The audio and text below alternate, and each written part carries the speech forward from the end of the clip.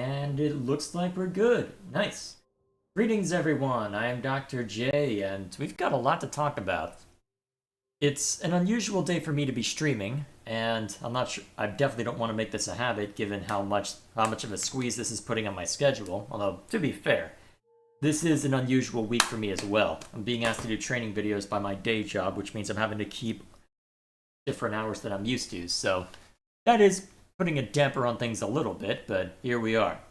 Either way, so the agenda for today is to talk about a couple of things. First of all, there's a few React videos that Gilgamesh has asked me to look at over the course of the last probably month at this point that I've been neglecting over the course of that time.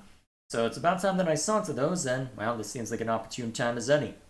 Also, since that there was a Nintendo Direct that aired this morning, my time, I figured it would be a good time to talk about that. So the first bit of this is just going to be me wandering around in Tears of the Kingdom, just exploring what of the depths remain, because I've been making decent progress just going through all of this and attending to some of the stuff in the sky as well. But all that to say, I've been trying to focus on the depths since I'm pretty sure the very last thing I have to worry about is Ganon. Although by the looks of it, I just have to go over here and can probably just straight up resolve it if I care to. But why would I do that when there's so much to worry about over here? I also haven't seen where that is, so I think we'll go ahead and start there, and we'll just start wandering around. So, let's start by talking about the Nintendo Direct then, because I think what's interesting to talk about first is what's not present. As much of a downer as that might be, because that seemed to be on a lot of people's minds just looking at some of the reactions to it. Then again, I also pay attention to Fire Emblem subreddits and whatnot, so it's certainly interesting to see that it definitely seems like we are ending the tail end of the Switch's life cycle given how everything is played out, because it seems that as far as first-party titles, it is Mario and Mario and Mario with a little touch of Mario. And to be fair, that's not necessarily a problem. I just don't personally play a lot of Mario, so it's not something that I'm super interested in. Although, to be fair, I may want to check out Super Mario RPG or Paper Mario The Thousand Year Door. I've heard good things about both of them, and both of them were discussed, with the Paper Mario remaster being announced at the tail end of this. Oh boy, I'm gonna have to be careful around that. Let's see if I can be ginger about how I approach that. I don't think I'm equipped to deal with that right now. Hang on, how many arrows do I have? Yeah, I'm definitely not equipped to take that on. Unless I just... Actually, how many bombs do I have? Maybe if I'm willing to throw them.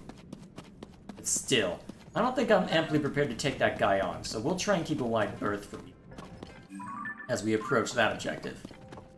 I didn't expect Xenoblade till at least next year. I wasn't even thinking in terms of Xenoblade, I was thinking in terms of Fire Emblem, because a lot of people have been hyping up a remake of Genealogy of the Holy War, which is the 4th game. And I wasn't expecting anything this time, because if it were going to be released at all, my suspicion is that it would be toward the middle of the year, since that seemed to do quite well for Three Houses. Although, to be fair, that wasn't entirely intentional given how things turned out, but still. All that to say, we'll just have to see how it goes. I want to get into a fight. I don't really have a lot of arrows right now. I should probably head back to the surface and restock at some point. Looks like it's worth grabbing. But still, I was thinking in terms of that. Although, to be fair, I'm not at all surprised that there wasn't a whole lot of, in terms of information for that. Not surprised at all. There was a Sony State of Play today as well. Yeah, but I don't own a PlayStation console, so I'm not too concerned about that. I know that's very dismissive, but still. Regardless, I'm trying to think of what else wasn't present, because you also saw neither hide nor hair, not just of Fire Emblem, but also of stuff like Metroid. Because I'm honestly kind of surprised at that one. Well, I am and I'm not, if that makes any sense, because Metroid Prime 4 has been something that's been discussed on and off for a while now. Of, hey, it is here, somewhere, we think. It'll arrive at some point between now and the heat death of the universe, but based on everything we've been hearing, it's been in development hell for quite a while now. So because of that, it does not at all surprise me that We haven't heard anything yet, even with this latest direct, but still. I do wonder what exactly we're going to be seeing and when. Luckily, we don't know, for better or worse, we don't know too much about what the game will end up looking like. So we'll just have to see. Can I join voice chat at some point? Once we get to the reaction part of the evening. I want to ramble a little bit about Nintendo first. Either way, so all I want to say, it seems as if... Can I break these open? Probably not. Oh, I can break them open. They actually do have arrows in them. Yay. Hey, who invited you here? Well, I guess that's one way to get the Aracuda eyeballs I need for something else. Either way, I might get distracted by this game. The fun of trying to stream while also talking about stuff, right? Either way.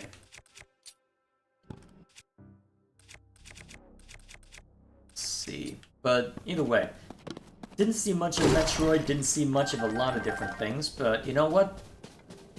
It is the tail end of the Switch's life cycle if all of the rumors are to be believed, and to be fair, the rumors did say that there was going to be, well, a new Switch at some point. It's just a matter of when and what it's going to look like. That, I think, is the more interesting question as to how that'll end up looking. Because based on what reports we're getting, it seems like it'll be good. It's just a matter of how accurate are they. And that's the question that you always have to ask when it comes to this sort of thing. So we'll just have to see. So where's that map located? Seems like there may be a way to flip around somewhere, but it's hard to tell with just the light I have right now. Maybe there was a more visible route that I could look at. Either way. So, it's actually kind of funny with what I ended up being most interested in with respect to the Direct, because a lot of the Fire Emblem subreddits I was looking at were saying, well, it sucks that we're not getting more Fire Emblem, but hey, there's this... Well, there is the current thing as far as... What is it? As far as what's... I think it's Square Enix. Oh, right, it was Atlas and another company were making. I can't quite remember the name. I think it was something... Oh, right, it was... What was it? Unicorn Overlord? That seemed interesting to a lot of people. By my understanding, it seems that the team that's working on that is fairly skilled at this sort of thing, at least as far as the writing is concerned, so maybe we're checking out at some point, but either way, as far as what I'm interested in, it was mostly just a lot of Mario. And, well, to be fair, I don't keep up with Mario as much, so definitely not pandering to me, although, given that the last few directs have been everything but Mario, I suppose it was about time that it went that direction. Honestly surprised, because it seems like when I think about it, it seems like a total inversion of how things have been for the last year, it feels like. Because we started out with... Hang on, what's that? Okay, what are you guys reacting to? Oh, one of those. Because it feels like a total inversion of how things have been lately. Just been a matter of, hey, we're gonna show you everything. Is there any Mario in here? Crickets. That's what it's felt like anyway. You're giving me one of those, huh? I suspect you want me to use it then. Alright then. What, is there something higher up that I can take advantage of? Let's see. Well, I've got this I can draw from. May as well. See if there's anything interesting up this way. So, I guess it's about time that Mario got to just eat in general, I guess, more to the point. Hang on, Oh, I must have accidentally smacked... Oh, I accidentally hit with that. Oh, that's what happened. How did you end up stuck on the bottom? Now I'm just confused.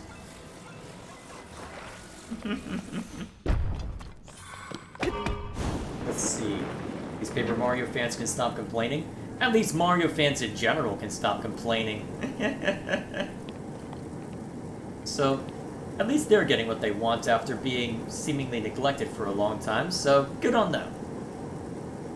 I guess I can't complain after being pandered to with Fire Emblem Engage and Advance Wars, and it's not as if there was zero pandering to someone like me. After all, I got a release date for Wargroove, so I am very much looking forward to how that ends up going. Very much looking forward to that indeed. That told me nothing. So, in that respect, I guess I can't complain that much. Anything that I can latch onto for this? Doesn't seem it. A lot of glue. Ooh! There's something I can latch onto. Alright, let's make our move. You can't please Nintendo fans? You can't please any... Well, you can please fans, it's just very fickle. And to be fair, Nintendo has a pretty wide fan base at this point, given just the sheer breadth of the franchises they have. Honestly, I'm just surprised that there was an F-Zero anything announced. We should consider it a minor miracle that that occurred, if nothing else. If you would... I definitely did not have F-Zero thing on my bingo sheet. Huh, interesting that there's a seeming path along there created by the pose. I wonder what that's aiming to.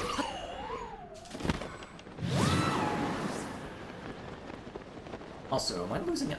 Oh, there's a different one. That's neat. I guess the pose were there to just guide my way. May as well oblige then. Okay, nice.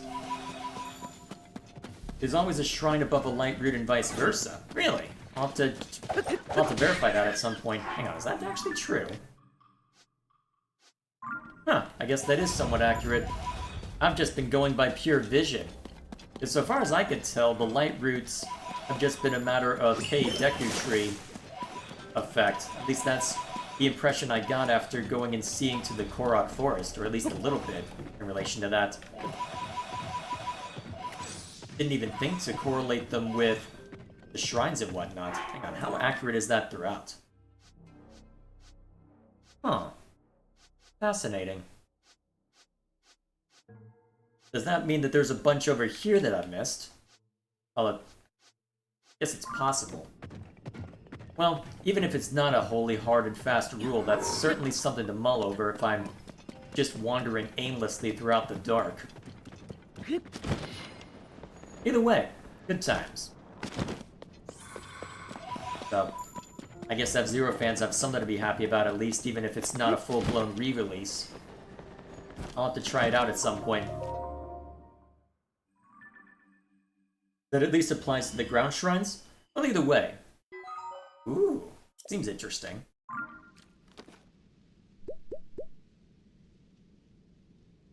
Although it looks like for what I was trying to reach, still a bit of darkness surrounding that one. So in theory, there's gonna be something right in there then. Although it looks like there might be a bit that I can loop around if I... Actually, wait a minute, if it's following the landmass, maybe that's how it works. Let's get over there then and find out for certain. As it seemed like there was just solid rock, but if it's following the landmass... If it's following the landmass, then it should just loop along. Guess we'll find out. Either way. Still... Although, now that we've got a release date for Wargroove, that's going to be fascinating to look at for us, because the brother and I are actually pretty close to finishing our co-op run, even if we're nowhere near close to 100%ing the game. What we may end up doing is that once we're done with Wargroove, we may replace co-op night with going through the second game. He can just look over my shoulder. I hear the reason F-Zero disappeared is because the game sold really badly. It's a possibility, although I don't know too much about it.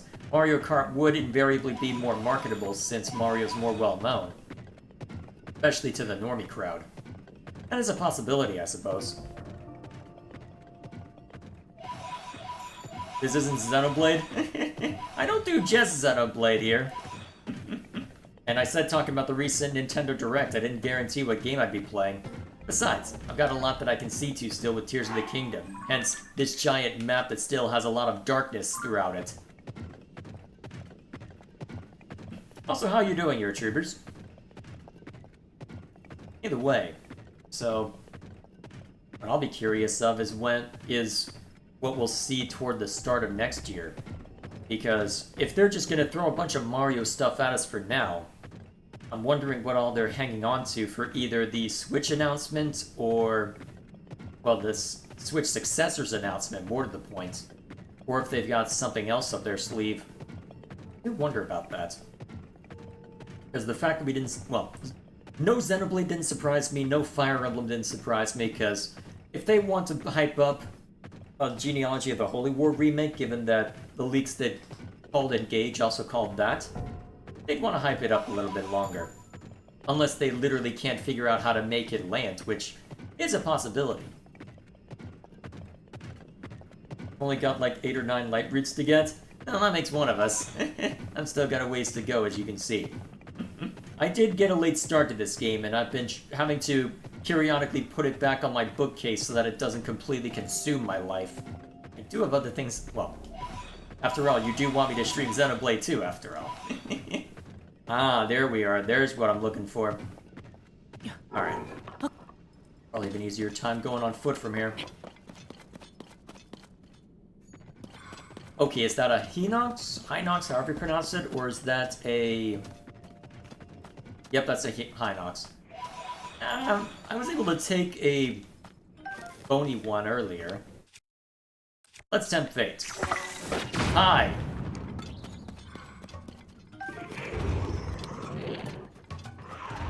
Alright, time to show you how bad I can aim. I say as I immediately land that. Excellent.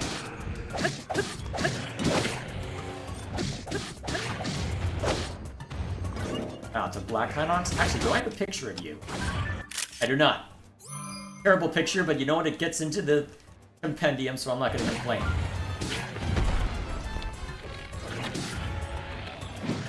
I can never hit the eye. Or maybe I can, apparently. Actually, I've got the Master Sword. That's effective against Kalua.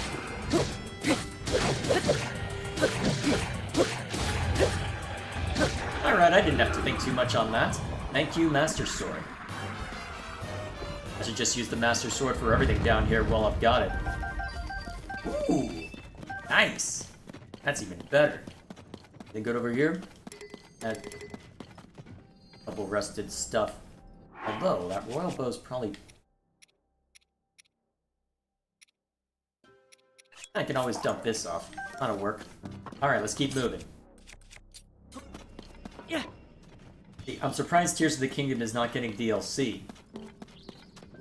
It doesn't surprise me too much, honestly, because wasn't the original plan for Tears of the Kingdom to be the DLC? That was my understanding, anyway. So, it would not surprise me at all if, after seeing all that, they said, okay, well, we've seen this world a bunch already. Oh, crap, I need to break you open with something else. Actually, wait, this counts as... That works! I got this Igneo heart when I was messing with somebody else. Do you not throw bright blooms in the dark? I do. I've just been lazy about it and have distracted while trying to talk through all this. There we are. There's one down. Give me thine stuff. Ow! Scum!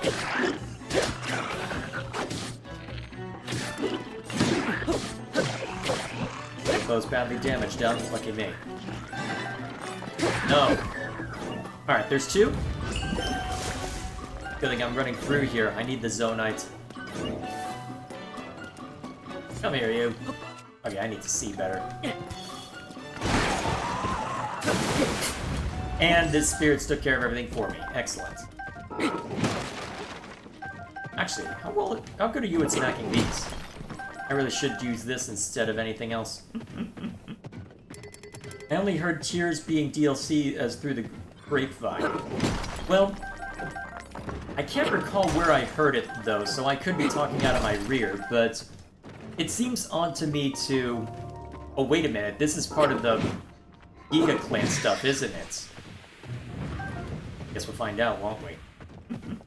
Oh well, let's catch up with chat, because it seems that there's going to be a fair amount of talking as I'm getting distracted. Thoughts on Peach's Showtime? Yeah, it seems like an interesting little... Seems interesting enough, although... It seems like it's designed for people who really like Peach, so... Probably not something I'll be too worried about, but you know what? Good on them for making a game focused on Peach, even if it's probably going to be a little more... Well...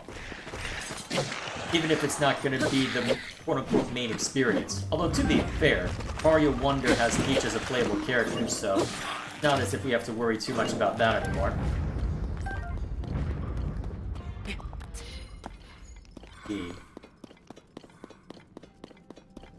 What else is chat up to? Let's see. Not sure what that game is that's referred to there, so I'll go over that. I was going to do the first temple last weekend, but I kept getting distracted. Wait, you haven't even done any of the temples yet? Well, to be fair, there is a decent amount to do. This is the second Peach game? I'm trying to remember what the first one is. As if memory serves, Peach was playable since Super Mario Bros. 2, or at least the version that released in the Western market, but still, I don't remember much more than that. Actually, wait, where's... I'll make this simple. Although I might need to use you to cross through the gloom over here. How bad is it? Yeah. Not too bad. Alright, let's get him. Oh, only got one in that swing? Fine. The first being Super Princess Peach for the DS. Oh, okay. Fair enough. Kind of surprising that she's only now getting another solo game then, if it's dates back to the DS era. Interesting that. Well, either way. I've done the Wind Temple only, and that was months ago. Jeez. And I thought I was taking my jolly sweet time. I'm probably gonna need something dedicated to crack that open. Yunobo Spirit. And that helped. Probably want to just crack it open with something more dedicated, though. Oh, right, that's counted as a slashing weapon now, isn't it? Oh well. Not as much Zonite as I would have expected from that, though. Although it is worth doing the temples, if only for the powers. Although... Let's see, of the powers, I mean, I've found the mech to be useful. I've found Yunobo's power to be useful. I mean, can't remember the Rito kid's name, but this is obviously useful just to help traversing through sky. And then extra lightning bolts are also useful, but still. Yeah. Alright, you. Like I'm trying to be stealthy here.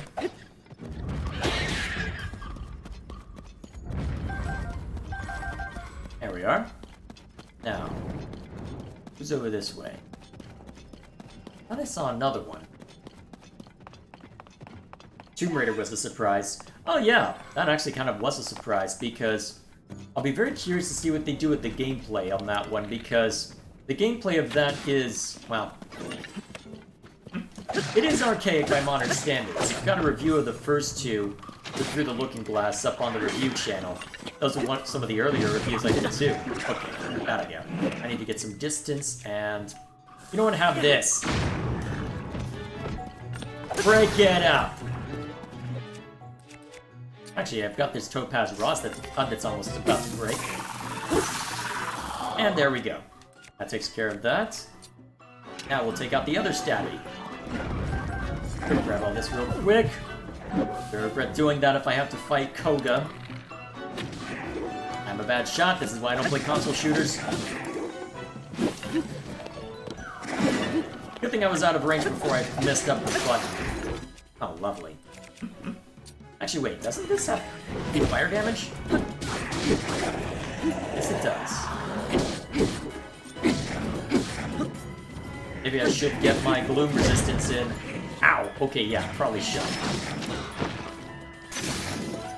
Alright, that's a bow broken as well. How did I get with this? Oh yeah, must have been from fighting those Horglins a while back. Actually, help me out here. Oh right, I need to re-equip a bow. That should be enough. Not quite. Alright, a little more stabbing then, and we're good. Alright, that was the dumb way of doing it. I should have just gotten on the neck. Or drawn the fight away from all this to begin with. Although I suppose if I care enough, I think I've got a way to set waypoints now. Wait, who are you? Oh, hi! I was thoroughly unprepared. Get better at gyro aim? I have gotten better at gyro aim, but, well. Better doesn't mean stellar. And at close range, it's a bit much.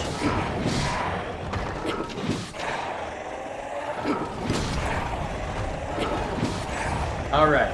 Are you done throwing monsters at me now? Really do need to find something that will get rid of gloom. Although I've got a fire right there if I want to cook something.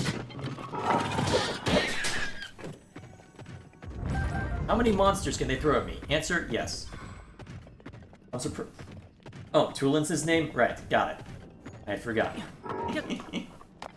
Shows you how long it's been since I did that quest, if I'm forgetting names like that. Alright, what's up? Down there. Eh, not too much. Alright, nothing over in that corner. Alright, let's break open the Zonite while I'm here.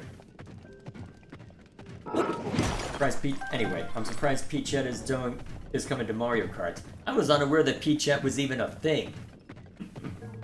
Shows you how much closely I've been paying attention. Either way. Splatoon 3 DLC looks good. Again, don't play console shooters, so don't have much to say on that. Although the moment I saw Splatoon instead of Fire Emblem, I knew that its fate was sealed, at least for them.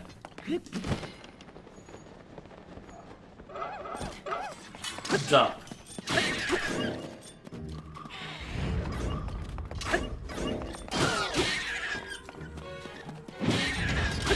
There we go. Nice and easy. Ooh, extra Bright Bloom seeds. I'll take it.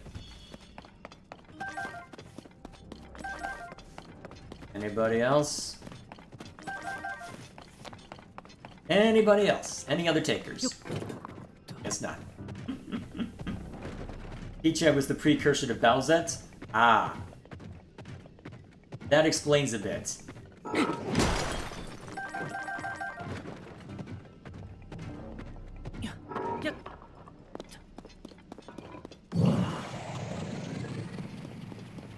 Alrighty. Bam! Get this a bit better. There we are. Okay, so doesn't look like there was much to collect there. Let's hit it again. Or not get much more than that. Okay, now that's about the amount I was expecting from Shattering those.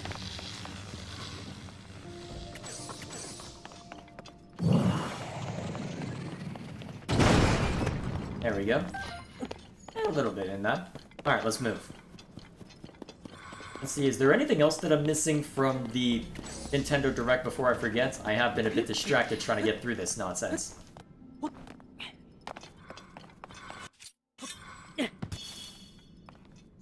There? Maybe.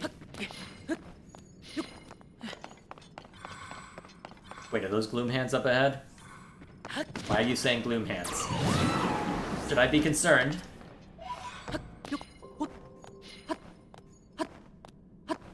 Up here, and it doesn't look it.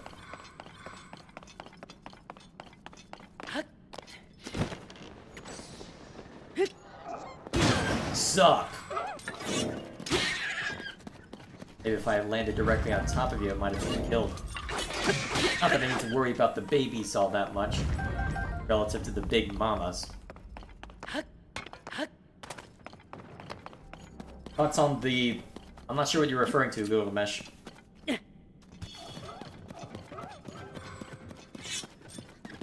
Oh, the Gloom Hands? It took a while to figure out how to deal with them, although the Phantom Ganon they throw out afterward is a bit much. Although, after dealing with the Hyrule Castle battle, nothing now after having to face... Ugh, that was... I had to replay that battle a few times to get it. Probably should have come in more amply prepared than I was.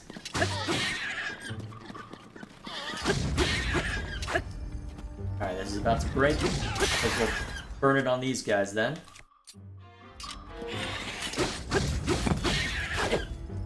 Huh. Guess I must have hit a Bright Bloom seed while hitting that guy. Well, they do drop them occasionally, so I shouldn't be that surprised. Anything good in here? A few.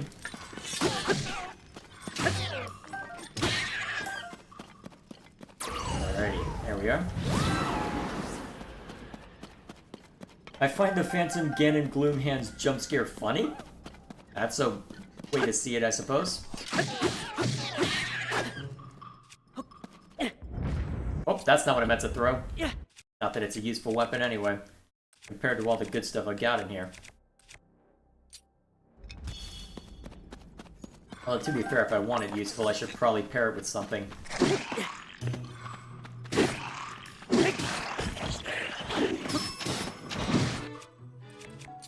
I feel like being subtle. Die!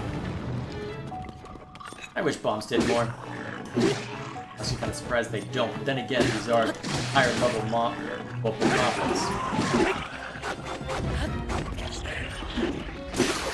I haven't seen the end of this tunnel. I assume a Yiga arena fight?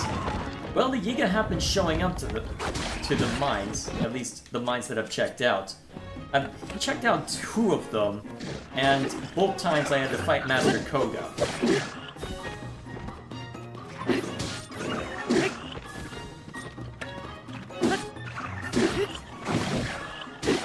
Naturally, I'm saving the really good weapons for when I actually fight him. I say as I'm breaking all my good weapons.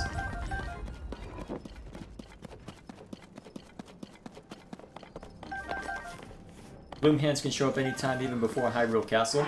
Yeah, there was that one time while we were wandering around that I ran into a few. That is true. Wish I had something in here that could Actually, is there anything that I have in my inventory that can dispel gloom?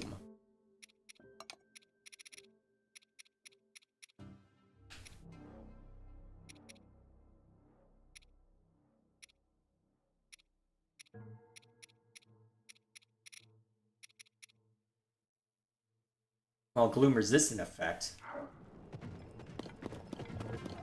I wish I saw your reaction to the Gloomhands jump scare. It's not that much of a jump scare.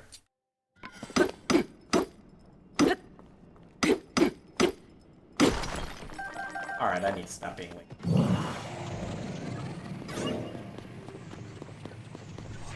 Boom! At least he takes that guy out easily enough.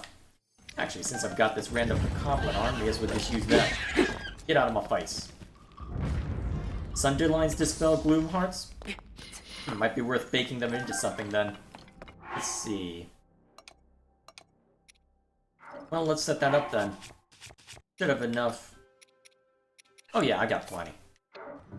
Alright, now that I got that. Sunderlion.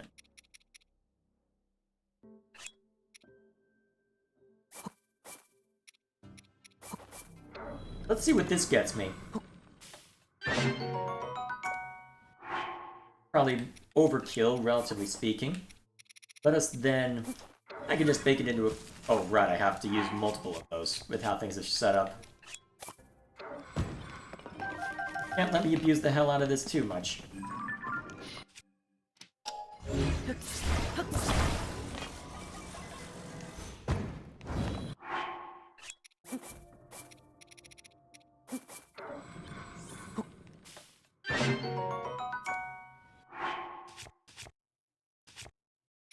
Alright, now that I've got that, let's...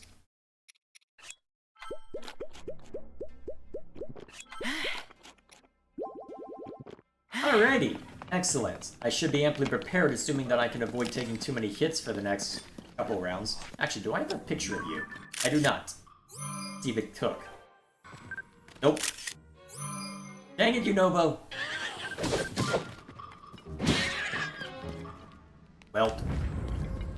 Guess we'll have to see how many more I run into, then. Oh, don't throw a bomb. I don't need to throw bombs around. Yet.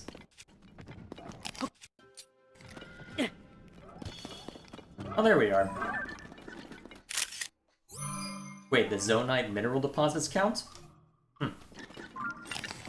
Shows you how much I've been using this camera. Oh, really? Well, that's just insult to injury. Good opportunity to practice perfect guard anyway. Ah, crap. Thought I timed that better. Portable good cooking pots make good suspension. Yes, I remember you telling me about that a while back.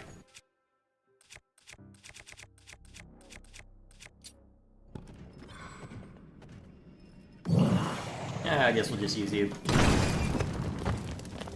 Even if it throws the Zonites everywhere. Probably rely on you to get through that. What was your reaction to Phantom Ganon showing up after beating the Gloom Hands? My first thought was just, okay. I think that was my reaction because I had already dealt with 5 of the Phantom Ganons, well, technically 10, in the Hyrule Castle fight, so I was already sat there going, okay, I know how to play this. This is nothing. Let's just get it done. I know, kinda lame, but still. And besides, it's only a Phantom. It's not gonna be nearly as dangerous as the actual Ganon whenever I run into him. That's gonna be the fun part. Alright. I'm surprised. How long have we been going on this trail? Oh, we are coming to the end, actually. Alright, let's keep it moving.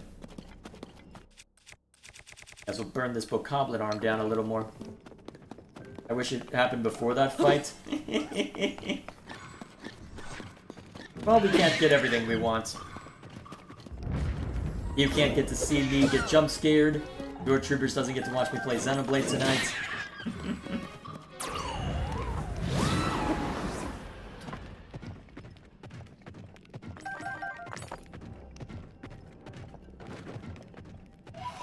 So it's mostly just the little frogs right now.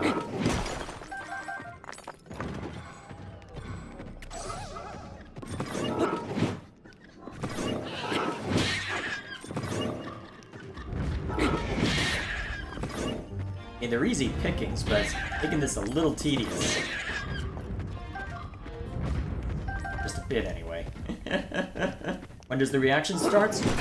I think I've pretty much said my piece on the Direct, because mostly just a lot of Mario stuff, so as soon as I am done following this thread in Tears of the Kingdom, we will press on and check out the reactions.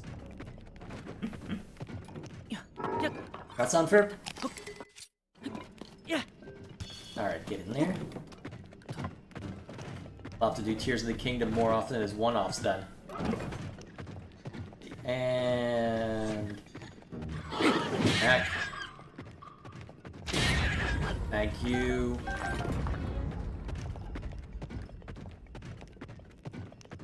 I'm excited to see the end of this tunnel. Well, we'll see the end of this tunnel. Then we can see to what matters.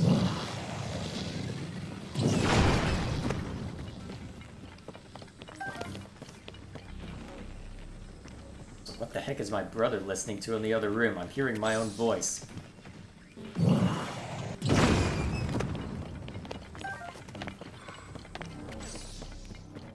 Oh, I can pester him about it later. Oh hey, a Poe up there.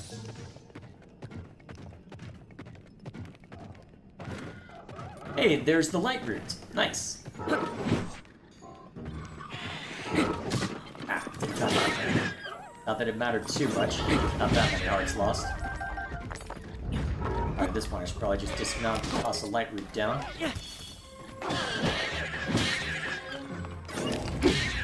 There we are. What's up this way? Sides are random. Now I saw a larger one. Oh, there we are.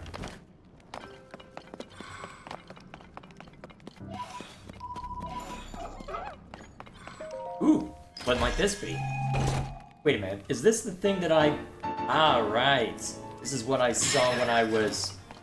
Yeah, that was the X marks the spot, wasn't it? Nice. Alright, let's hit the light route and see if there's anything else of interest down here. In an interview, it's hinted at that Rauru's Hyrule is not the same Hyrule as that was what founded on Skyward Sword. It will not be the first time Hyrule has been refounded. Spirit Tracks, anyone? I don't know too much about Spirit Tracks, so you may have to enlighten me on that count. Although it does make me wonder, then, how many Hyrules there have been. Then again, they probably shouldn't have tried to stick to a concrete timeline with how things have been playing out.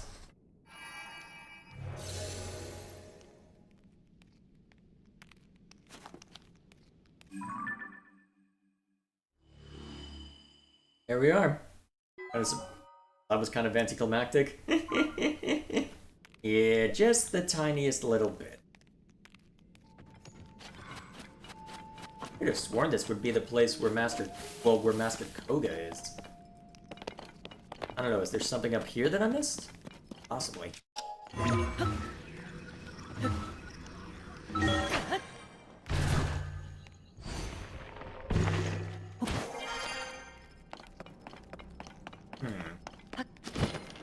Yeah, it doesn't seem like there's too much of interest then. So be it. I guess I'll just grab this and we can head on our way. Gee, is that another larger Poe? Yes, it is.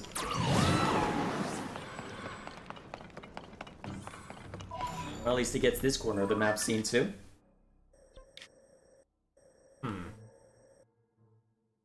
Follow the side quest marker to find Koga. Can I find... Is there a side quest marker for it? Okay, that's a little too easy. So I gotta go over there then, huh? Well, I may as well use it as an excuse to go explore this part. Alright, so the Lightroot Temple will be about there, huh? Got it.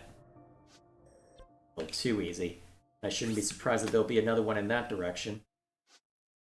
I wonder if there's any temples over this way. I haven't checked out this part of Hyrule all that much.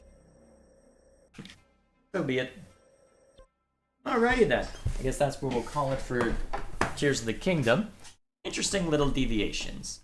Yes, it is reaction time. Let me just move over into that mode real quick. Okay, so step 1.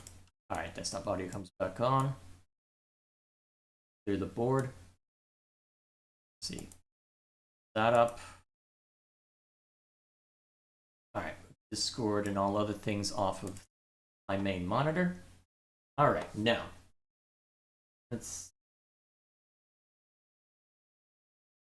So the other thing I promised for tonight was to look at a bunch of reactions. So, I think to get us, well, what would make the most sense? Do I go just down the line, or do I...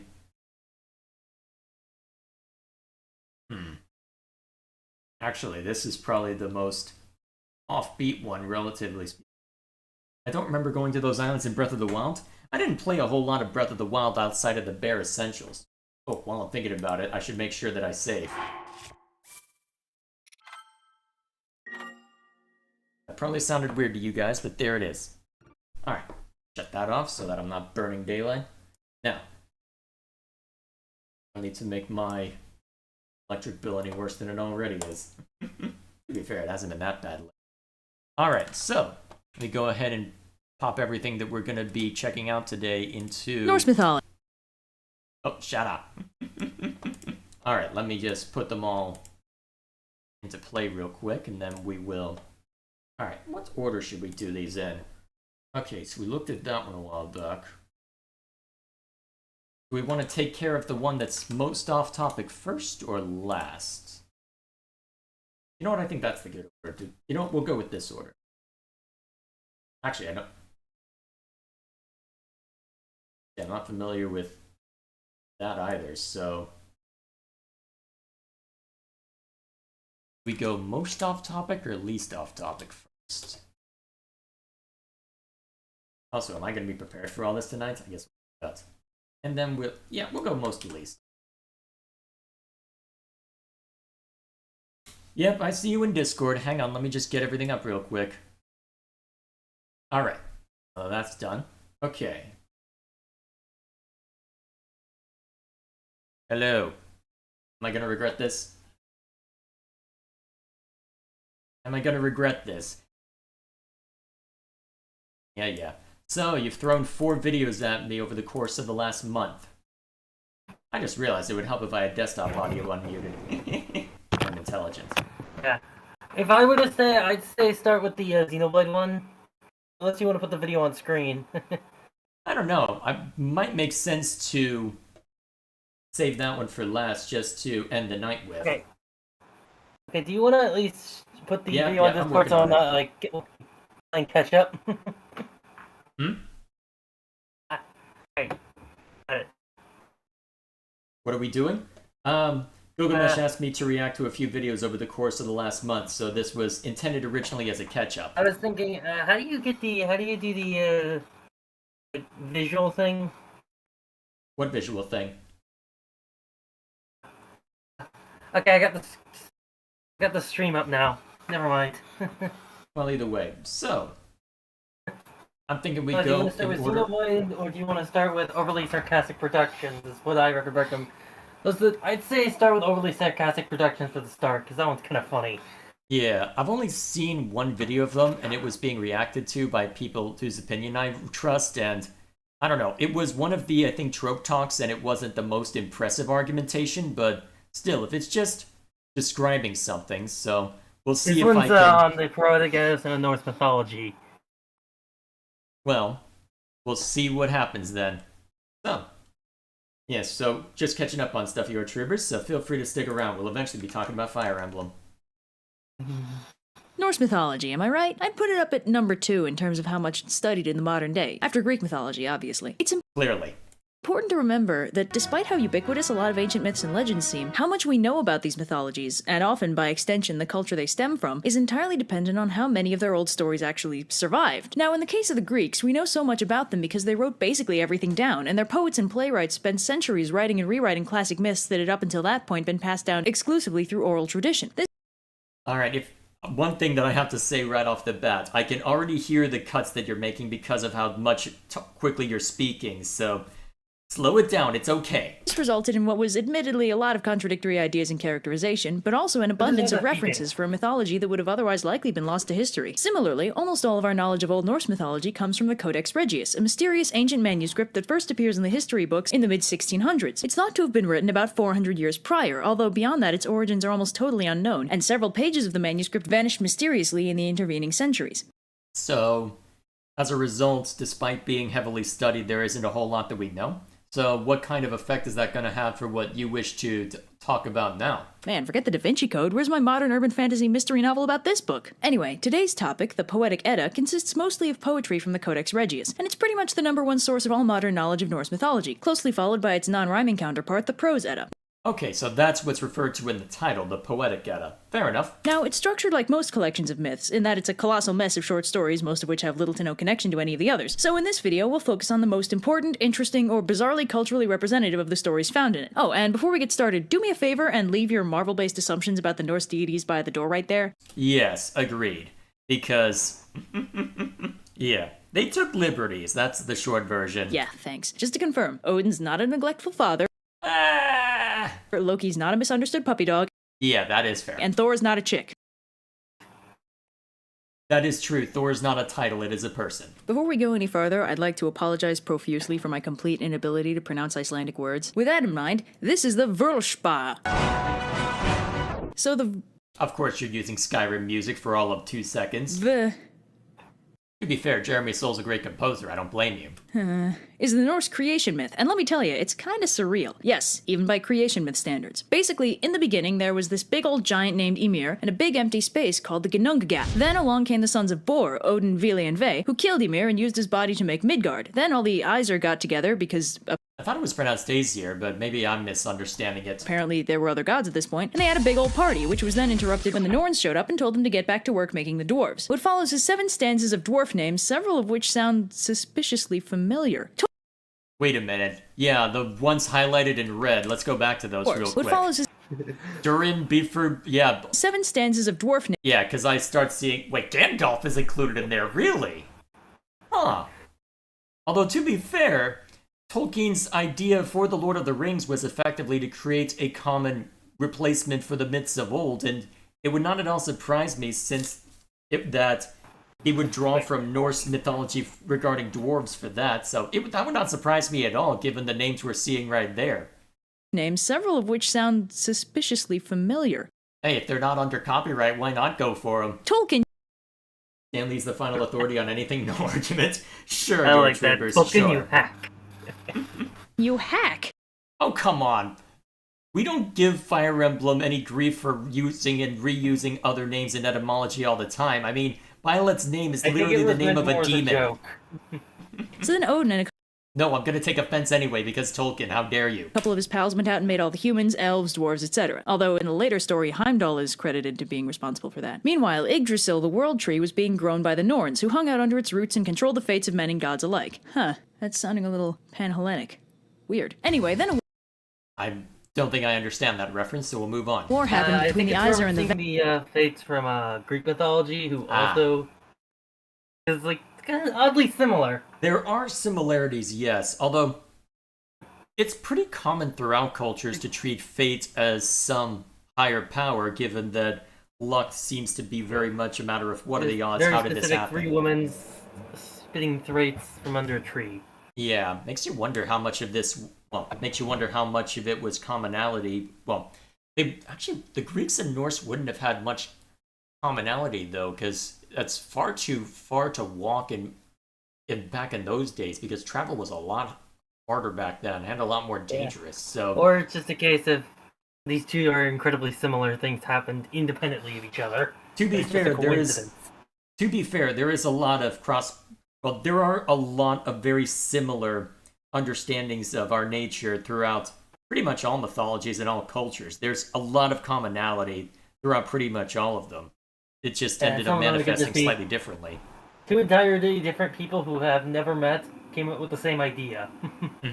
Hell, you could argue that Buddhism is closer to Catholicism than some Protestant denominations. Vanir, who were like the Aesir but prettier, and Asgard got a little destroyed, so the gods commissioned a giant to rebuild it. However, the giant asked to be paid in the sun, the moon, and the goddess Freya as his wife. Wait, isn't Freya Odin's wife? Oh boy. And because the gods really didn't want to pay that price, and who can blame them, they got Loki to do his thing and disrupt the construction so the giant couldn't finish in the time given. The giant got pretty pissed about this and threatened the Aesir, at which point Thor did his thing and hit the problem super hard. This handily Of sets the course. characterization for our 2 most prominent deities. Now that's where the creation myth basically ends. Also, that's a lot Super of stuff hard. thrown This in. hand Also, I'm hearing a bit of audio noise, well, background noise from your Google Mesh. Everything okay? Oh. Crickets. That I doesn't had my sound like window crickets. open. It sounds There's like a lot winds, of cricket but noise going on outside. sounds like winds, but never mind me. handily sets All right, so let's take a look. So, a Jotun, not born of Aesir. Okay, at least that's the same. God of trickery and fire. Oh, never seen the fire motif associated with him. Likes causing problems. That is That common. is characterization actually for true. our I 2 have most looked that up. prominent deities. It's things very hard. That's a bit of a, well, Thor's known for a little more than just hitting things very hard with his big fat magic hammer. Come on. Now that's where the creation myth basically ends, and the narrator for the verse. I do like the small touch in the subtitles. Whoever made them knew what they were doing. Starts talking about the Makes you wonder if the person themselves made it. overall structure of the world and the way things work, which, while super cool, isn't super relevant, so we'll skip it. She ties up the story with a description of the future end of the world, Ragnarok, and how after the world ends a new one will arise from the ashes. Fun! Alright, the one where Odin has a riddle battle? What? Also, I feel like you could have some of this text up on screen a little sooner.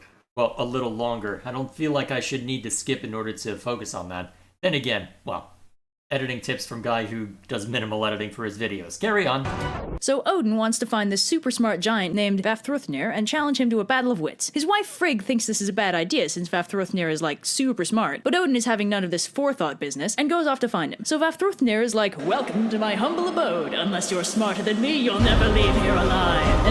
Sounds about right. And Odin's like, "Neato. My name's Gagnorath. Got anything to drink?" Here's an important side note. Odin, as king of the gods, is often compared to Zeus, Jove, and God with a capital G just by virtue of being the top Aesir in charge. But Odin's actually much more of a loner and a trickster archetype than any of the other head gods.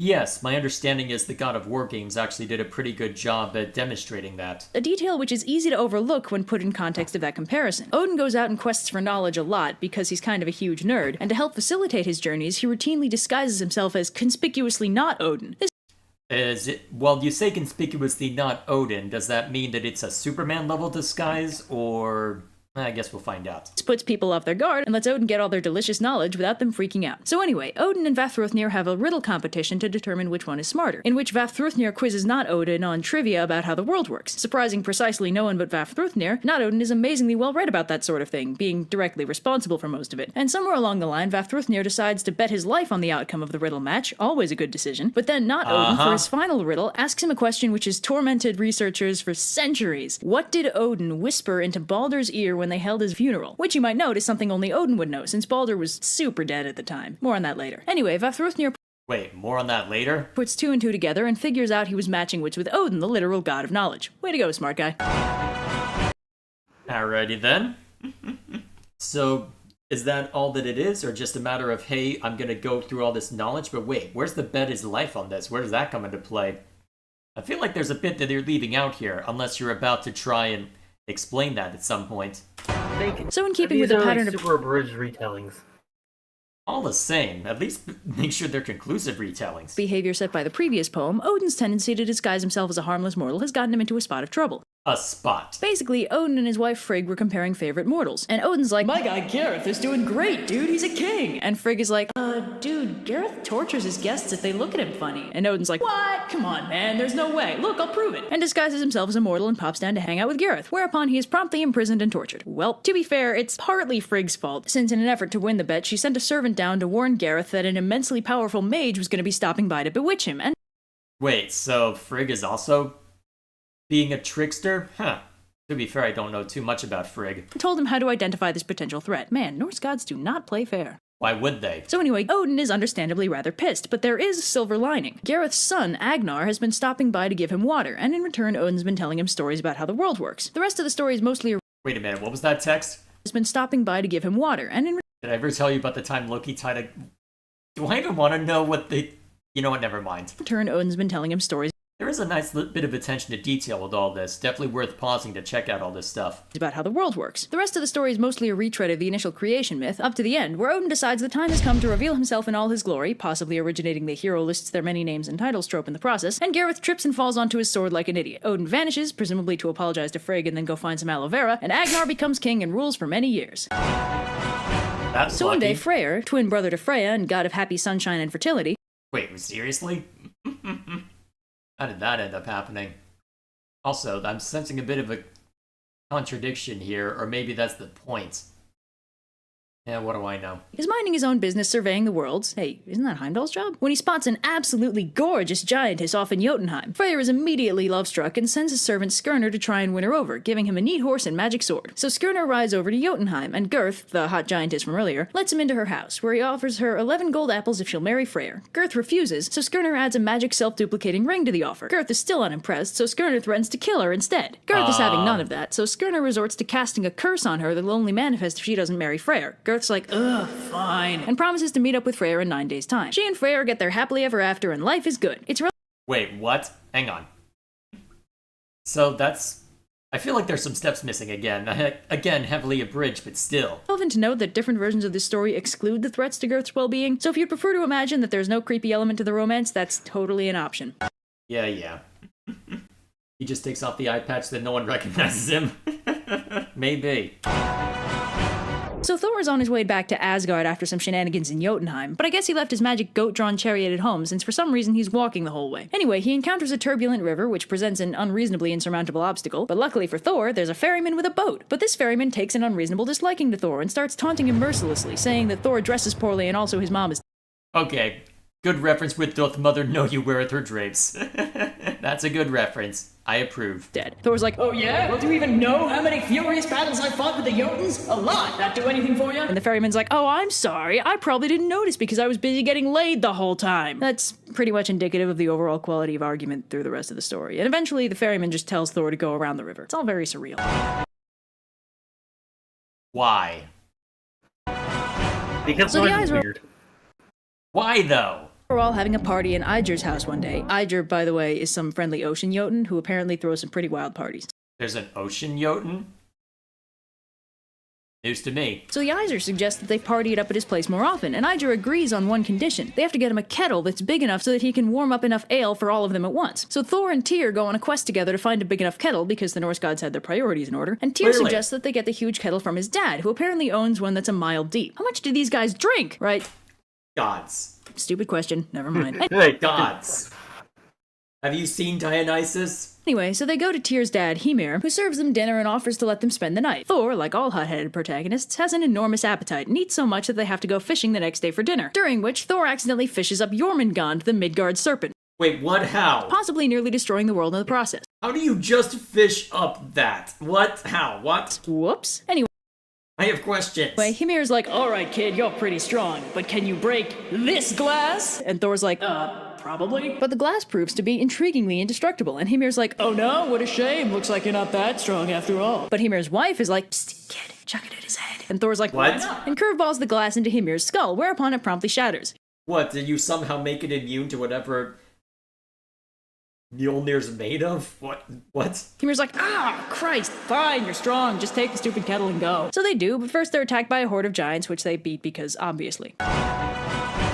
So the Marvel comics and movies have kind of misrepresented Mjolnir, I'm afraid. It's not that only Thor or someone equally worthy can pick it up. It's more like it's so horrifyingly powerful and destructive that only Thor or someone of his caliber is capable of even holding it without disintegrating or something. Huh. Although, to be fair, they probably would have to nerf it for Marvel so that, well, everything doesn't go horribly, horribly wrong. Marvel does have its power scaling issues, but not nearly to the same problem as DC does. Still. I guess that does make a little more sense. And actually, that kind of gives credence to that MCU line from Infinity War, where it's a matter of, yep, you try and hold this thing, your mind will go mad. Is it kind of crazy that I want to do it more? Well, a little bit, yes. So imagine how upset Thor is when he wakes up one day, looks under his bed, and finds Mjolnir has gone missing. Of course, he initially blames Loki, because obviously, but Loki insists it wasn't him. So Loki, under threat of getting the crap kicked out of him, borrows Freya's feather cloak, which lets him fly, and flies over to Jotunheim to look for the missing hammer. That seems like an odd place to look. There he finds that Thrym, the king of the Frost Giants, has stolen Mjolnir and won't give it back unless he gets to marry Freya. Freya, of course, is having none of this, so the Aesir all get together to try and formulate a plan that doesn't involve Freya canoodling around with a Frost Giant. Hilariously, the final plan they settle on isn't Loki's idea. It's Heimdall's, of all people. Wait, what? Heimdall proposes that the best strategy is to dress up Thor all pretty-like and pass him off as Freya. You're not serious. Amazingly, this plan is okayed by everyone, so they get Thor dolled up all fancy, and Thor and Loki drive off to Jotunheim, with Loki posing as his lovely maidservant. I have so many questions. So Thrym is of course overjoyed to have Freya as his bride, and throws a huge party while Loki tries desperately to explain away why the most beautiful and refined of all the goddesses is drinking an ocean's worth of mead, growling with rage whenever Thrym looks at her, and absolutely rocking an enormous beard. Wait.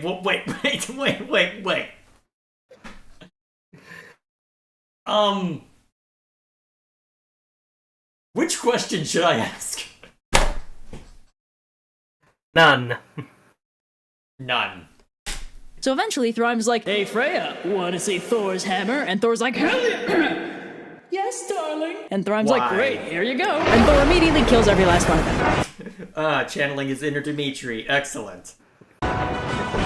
So here's one important thing to note about Loki. He's a pretty fun guy, you know, a trickster archetype, a shapeshifter, and nowhere near as cute as Tom Hiddleston will have you believe. Agreed. This is one of the better known stories about Loki, and could also be considered one of the last, since this is basically the one where he takes the joke way too far. Versions of the story vary, but the one that I personally prefer, because in my opinion it makes a little more sense, is the one that incorporates consequences from a different myth entirely, such that Loki receives the punishment that he does not just for mercilessly insulting the Aesir, but also because he confessed to his part in the death of Balder. Now you may remember this isn't the first time we've brought up Balder's death. It was referenced as early as the second poem we looked at, and that's because it's kind of a big deal, and actually could be considered one of the biggest in the whole mythology. So before I tell you this story, I have to tell you that one. Alrighty then. So basically, Balder was the golden boy Asgardian among the Aesir, god of pretty much everything good. Love, peace, justice, forgiveness, The American way. purity, light, all that good stuff. He was Thor's little brother, and pretty much everybody loved him. However, Balder started getting prophetic dreams telling him that he was going to die, which kind of bummed him out. So his mother Frigg tracked down every single thing on the face of the Nine Realms and made them personally promise her that they wouldn't do anything to hurt Balder. Everything except for harmless mistletoe, which was apparently too young to sign legally binding contracts. Wait. Mistletoe is in... Is this What? a joke, or is this serious? This is actual mythology. I find that hard to believe, but carry on. So as a consequence to this, Balder became pretty much indestructible, which all the other Aesir thought was awesome, because that way they could throw all the dangerous weaponry they wanted at him with absolutely no negative consequences. That has more questions added. It's the ultimate party game. Play it with your friends. Anyway, Loki, god of ruining things for everyone else, decided it'd be super funny if he straight up killed Balder with the one thing that could still do it, mistletoe. So he made a spear out of mistletoe, handed it to Balder's blind twin brother Hoder, and watched the fireworks. So Balder died of mistletoe poisoning and also a spear to the chest, but Hel, goddess of the underworld, also named Hel, was willing to bring him back if everything, alive or dead, wept for him. Now how could Loki pass up such a golden opportunity to ruin everything again? Of course. So Baldur had to stay dead, but don't feel too bad. Apparently he's destined to return to life after Ragnarok and become the lone god of the new world. Wait a minute, one god ruling a new world with only 2 humans in it? And the god is a god of light, purity, and literally all that is good in the world? And also he died one time? I have a sneaking suspicion someone tried to wrangle Christian monotheism out of Norse mythology. History says otherwise, but I'm not gonna get into those weeds. Anyway, Loki is basically single-handedly responsible for Baldur's death, but he did the whole thing all sneaky-like so nobody explicitly knows it's his fault. Keep that in mind when he decides that confessing to murder is a hoot at parties. Wait. He actually confessed to it? Why would you ever confess to that? So the Aesir are having a party because they literally never do anything else, and Loki gets pissed and kills one of Aegir's servants, so the Aesir are like, Loki, if you're gonna be like that, you're uninvited. And Loki's like, fine, who even needs your stupid party? And goes out into the woods to sulk. But then he decides the party is just asking for a ruinin, so he invites himself back in and gets himself a seat by calling in a favor from Odin. Since they're blood brothers, yet another thing Marvel got wrong, they're obligated to have a drink together. So Loki sits himself down and toasts every god, except for Bragi, because poetry, am I right? And Bragi's like, Loki, can we not do this? I'll literally give you my worldly possessions if you don't do this. And Loki's like, that sounds like something a poor person would say. Also, you suck at fighting. This pretty much continues on in the same vein, with Loki roasting any Aesir who has the misfortune of talking to him, although he basically just spews random insults with no regard for basis in reality, which is very bad roasting etiquette.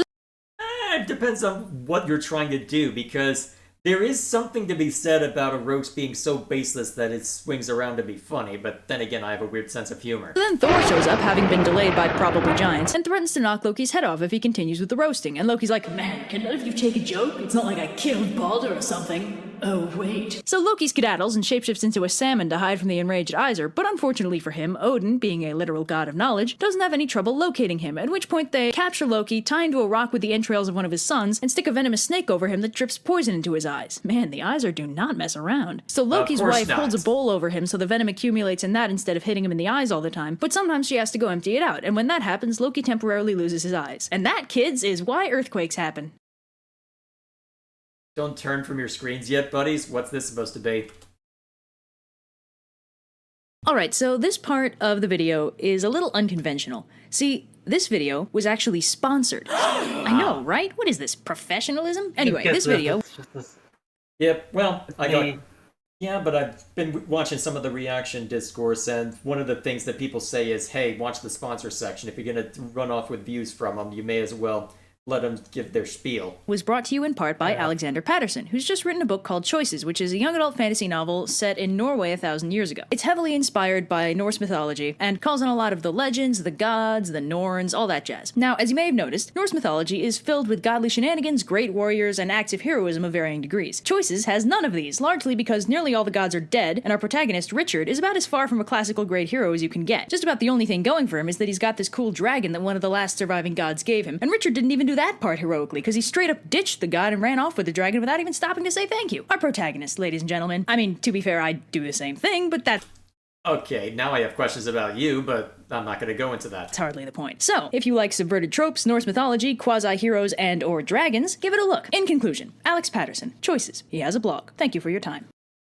Fair enough.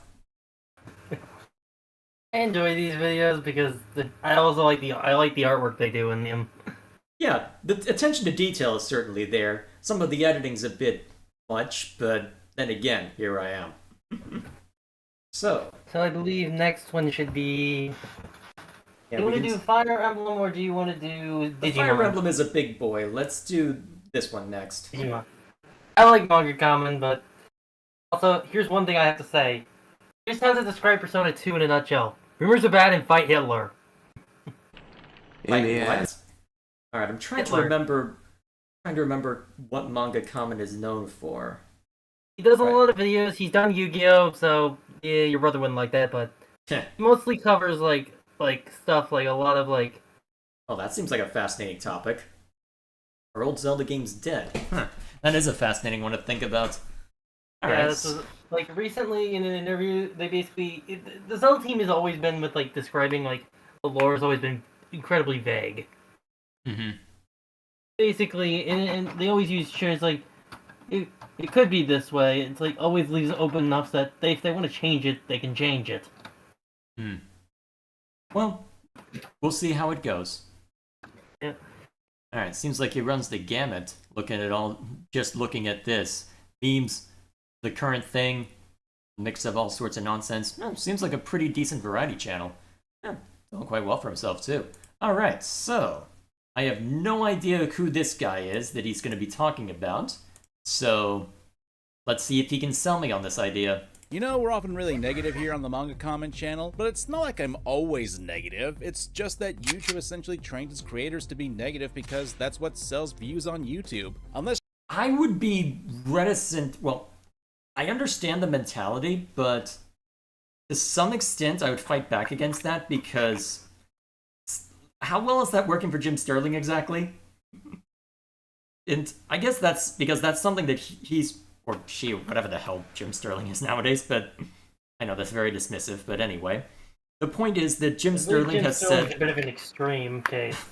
Yes, but I remember Jim Sterling has said something similar to that effect, where it's a matter of everybody wants me to be negative, at which point there is a degree to which if you do go down that route, it can be very easy to end up just being very cynical and end up just spiraling into oblivion, as we've seen with him. In fact, that's part of the reason we why... also have a clickbait, and Yeah. the clickbait title's like, if you put something negative on something that's popular, you're gonna get clicks. Yeah, and then also intentionally antagonizing a fan base and then wondering why they're mad at you. Yeah.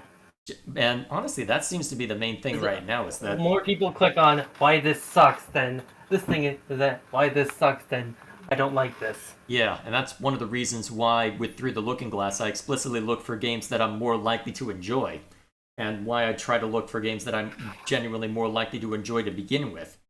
You might not get me a whole lot of views as far as the review channel is concerned, or at least as many. I mean, if I go over to my YouTube analytics right now, I don't think I can actually open it up, because I'd need to hide the revenue I make, because I'm not allowed to actually show that part.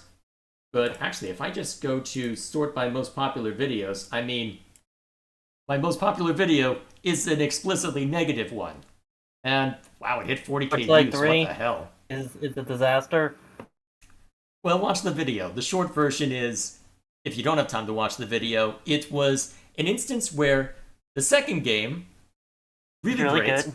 really good, probably my favorite Diablo-style game, though admittedly I haven't played nearly as many as I should.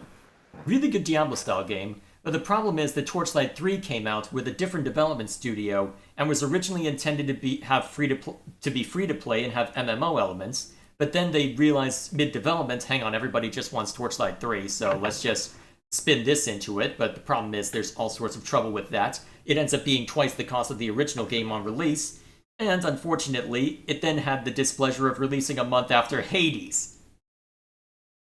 So literally nothing went right for this game.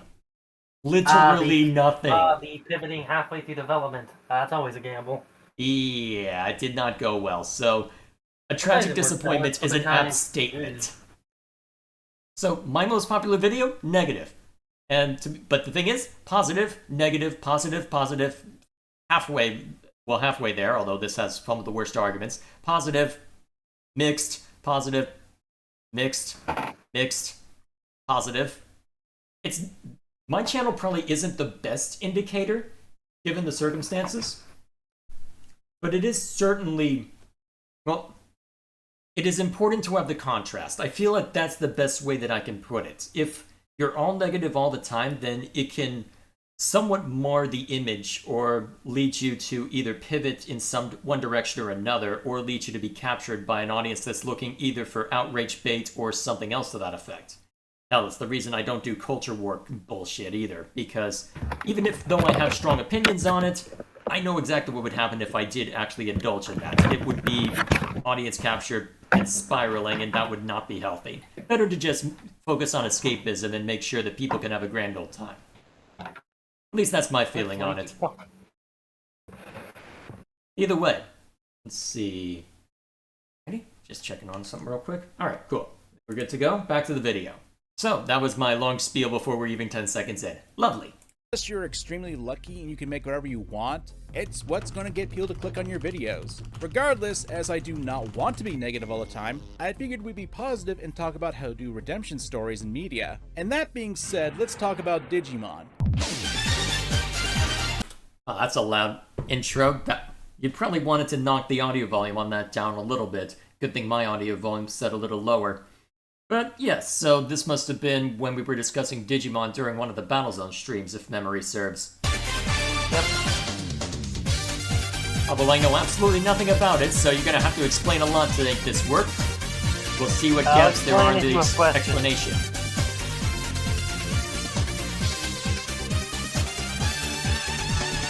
Digimon's always been this weird Again, audio balanced. You need to knock that music volume down a little bit. zeitgeist in pop culture. And I'm sure I'm going to get a few people who won't be paying attention to what I say, but I recall Okay, that edit got me. growing up that Digimon was What a edit? Pokemon Oh, it was just Pokemon fan with Angry Jordan Peterson. That one got me. ripoff. That's not me saying it is, it's me saying that's what I heard growing up. We'll see who cancels who. Okay, calm down. Digimon's always been in the shadow of Pokemon, and in a sense, it's the polar opposite to that of Pokemon's design philosophy, despite their similarities. This is because Digimon tends to be a bit more focused on experimentation with their games and animation. Can't really say much about the card game, because I don't play the Digimon card game, sue me. On the game side of things, Digimon games tend to be a bit more experimental, and are willing to do different things. And the anime actually does change things up for better or worse. Although, to be fair, when your competition is Pokemon, it's actually one of those Squidward memes. When you're entering a don't be original contest and your competition is Pokemon, let's be honest, they very rarely shake things up, and when they do shake things up, it's not always positive. Legends Arceus was good. I heard Terrasolizing was also good, but then Scarlet and Violet was a bug-laden rush job, so here we are. At least That's it's like going to... good. Digimon World 1 is essentially, it's like the V-Pets. You have to raise your Digimon. You have to make sure they eat. You have to feed them well enough, but don't feed them too much. You need to make sure they go to the bathroom. You need to make sure that you train them well, and you need to make sure that you basically have to micromanage them. It sounds like Tamagotchi with extra steps. Well, Digimon is originally started as a male-focused version of Tamagotchi. I was joking. Well, Tamagotchi came first, but it mostly appealed to girls, even though it was meant for all ages, so they made Digimon to appeal to boys. Fair enough. Alright, fair cop. to do different things and change up the protagonist instead of keeping the same protag the same age for over 20 years. Well, they did finally change that. Funny that the voice Took actor... them long enough. Funny that the original voice actress somehow outlasted him, but never mind me. So today we're going to be talking about Digimon Tamers, the third season, and talking about probably the best character in the show that represents redemption, Impmon. But before we begin, we need to explain what this series is about, cause, well, this anime came out about 20 years ago, and I know for a fact that some of my audience didn't even exist back then. I did. So hey, if you want to get straight to the video, thank you for chapters. How long until Susan takes those away? It would not... Wait, why would they take away? Actually, hang on. Did they actually get put in the description then, or... Because I'm pretty sure you're supposed to put timestamps in, or wait, did it actually go away? Or did you just not put them in? Okay, I'm confused I think now. I remember them being here at one point. Again, chapters have always been incredibly inconsistent. I mean, the way that I get stuff to show up is I put timestamps in the description here. But I'm trying to remember what the chapters feature was, or if that was something separate to timestamps. I think both were. They had both. You Although could use them to. You could use a link in description to that, but you could also see them in the playlist when you highlight the playlist. Ah, I miss And it would annotations. give names to the chapters. Remember when annotations were a thing? I miss those. Saga used them very well. You had like an entire video that was like you could click on the annotations, it would take you to a specific an interactive map feature. Oh yeah, those were great. Yeah, And he was jerry-rig able it to a little connect bit it to his now. entire playlist of Mario 64. I wish I could show you the video, but since annotations are on the video doesn't really work anymore as Yeah. intended. I think he did update it so it could work still, but Yeah, you'd have to use end screens, but even then you can only put 4 elements in on an end screen. Oh, you're heading out, your troopers? Alright, see you around. See you for the next Xenoblade stream, hopefully. Alrighty. But yeah, they are now gone. YouTube is lovely sometimes. The operative word is sometimes. Hey! Foxface, come back Okay, is that an abridged? There's no way that's actually real. Oh, the original, the voice clip, the editing of the warbling, that's not real. But wait, is that... Hang on. His voice. Is that an actual line? I haven't watched Tamers in a while. He's saying fox face. It sounded like something different. It sounded very different.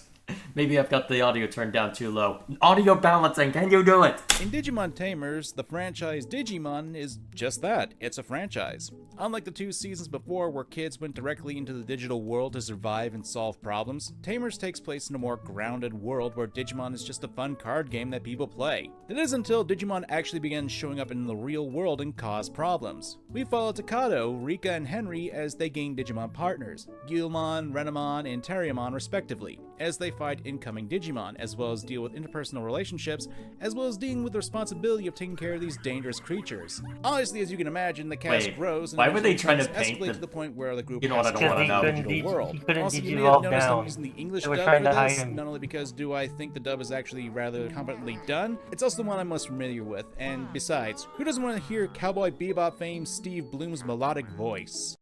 Well, Steve Bloom is always a good pick. He voiced Guilmon. Wait, he was one of the That was Pokemon? edited. He was one of the Digimon? I almost said Pokemon, He wow. was I'm Guilmon. gonna get... Huh. He also was a voiced another Pokemon. character in the show, Yamaki, but...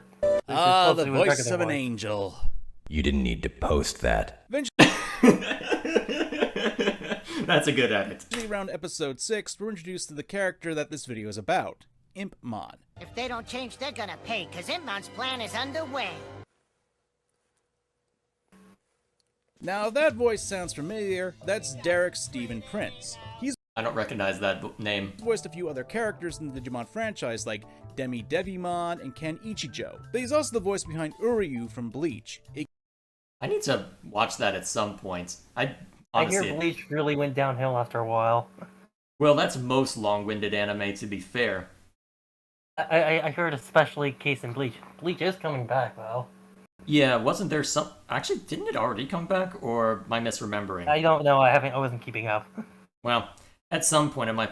Well, I've been told I should look at least either One Piece, Dragon Ball Z, or Bleach at some point, just to say I watched one of the long-winded ones, but it's just a matter of, okay, One which the Piece hell is do I go essentially the with? longest one. Well, isn't it still going? Yes, it is, and it's over 10,000 episodes. Or 1,000 episodes, at least. I would Or at unironically least have a 1,000. quicker time going through Pokemon then. What? Let me look this up quick. Okay, what is this nonsense?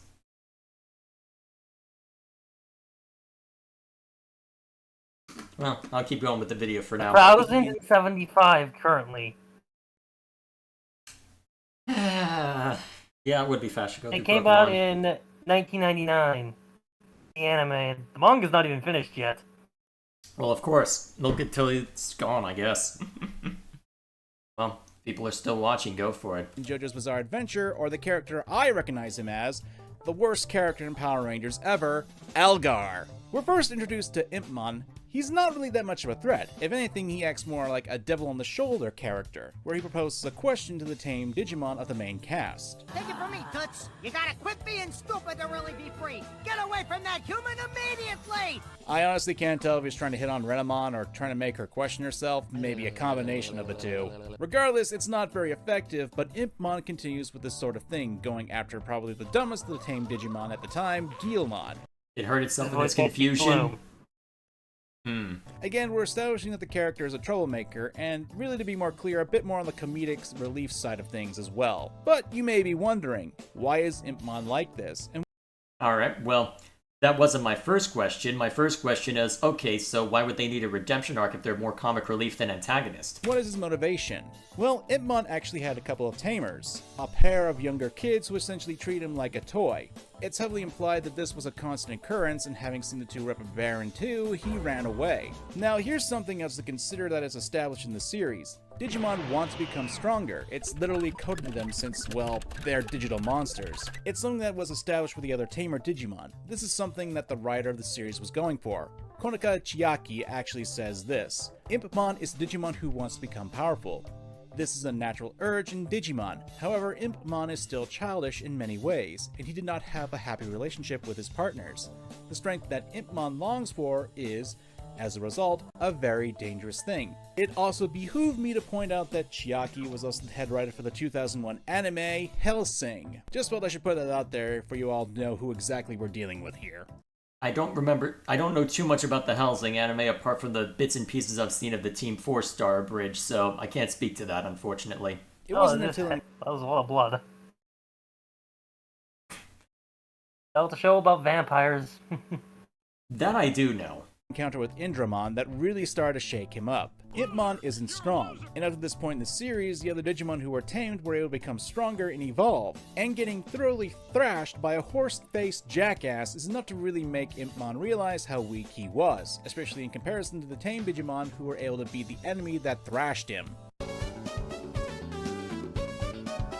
Hang on, did we repeat, or is this a... Oh, it's just a transition, my bad. Ooh, that tickles. So Really? we've got this basis for the character down, and you've got a troublemaker for a character who's at the bottom, ego bruised, pride swallowed. Where do you go from here? Why, Away you from extend here. him a deal. What happens next requires a little context, because, long story short, the main cast needs to go to the digital world to save a kidnapped Digimon, Kalumon, and during this adventure, Impmon makes a deal with one of the antagonists of the series up to this point. This deal allows Impmon to evolve directly into his mega form, Beelzemon. Honestly, Beelzemon's design is so edgy and dark, and I gotta say, I love it. I am all of me, yes, agreed. The demonic Give him a gun. biker aesthetic is pretty wicked, not gonna Yes, lie. too. Of course, Beelzemon had to pay a price for this They power. look like to shotguns. Of course. Dormammu have come to bargain. Tamers and their Digimon. This does eventually lead to a confrontation between Beelzemon and the Tamers. I think you needed a retake on that line, but then again, it can be hard to make a retake sound like the rest of it. A fight of life and death. And unfortunately, there is a casualty. Now, to a lot of you who aren't familiar with this show, this is probably coming off a bit red shirt-like. So to explain, this is Leomon, a Digimon partner who's been with the group for at least a few episodes and formed a connection with another character, Jerry. And this death does rock her to the core. Now, killing someone is probably one of the worst things a character can do, especially if said character has a connection that's pretty blatant to another character. And as such, it carries a heavy weight on the character who did the killing. And it should have an impact, otherwise any future redemption will come off as hollow. I am very confused by the visual you're using. That's what you get. Huh, I wonder how that Star Wars clip got there. Now, it doesn't have to be instant regret, especially when it's during a fight. It's for more future events. And to go over a fight so we can get to the juicy bits of the story, eventually Beelzemon is defeated and about to be killed. However, it's not forgiveness that saves him. It's clear by the dialogue that Jerry doesn't forgive Beelzemon for his actions. Just too much blood being spilled and not wanting there to be more. It's not even done out of compassion, but it's enough to actually begin the turns of redemption. Okay, I think I see where this is going. So effectively, it's not a matter of... Okay. Already you've got an interesting premise there. Let's see how they play it out.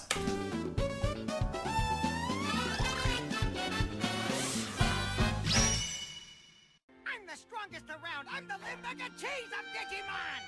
What? Redemption is a tricky thing. Is that a localization thing? I find that hard to believe that that would be the original Japanese. No, this was in the era of when, like, the 4Kids era where they would do changes, but Digimon suffered less from it. Fair enough. Although, to be fair, you look at some of the... Well, to be fair, they're still doing changes every now and then, and it still pisses people off, but never mind me. Thing to write, Well, especially not as much nowadays. as changing cutting out scenes, changing entire things. That is true. Unless you're a video game. I have still seen that. Three Houses gets some of it. Well, Never it's mind. far less blatant than what it was back then. It is less blatant, I will grant you that. Apart from the outright mistakes, but even then. A lot of media will often ignore the terrible things that a lot of characters have done just because they have a change of heart or change of ideology. But that's not what true redemption is. It doesn't work like that in the real world, and it shouldn't work like that in fiction, especially when you have a character who has done multiple horrible things. Even more so if it's done for I'm selfish assuming this or is Ruby on egotistical screen? reasons. Otherwise, if a character Yeah. is automatic I've heard nothing but bad things about it, apart from the animation, which was good at one time. Well, the fight scenes are kind of just meh these days. I I did don't say even at watch one it. I mostly just check it out through I just mostly just keep an eye on the fan base. Well, Is there much of a fan base left? It seems like Rooster Teeth is half dead at this point. You still have the fanatics. That's not necessarily for the best, though.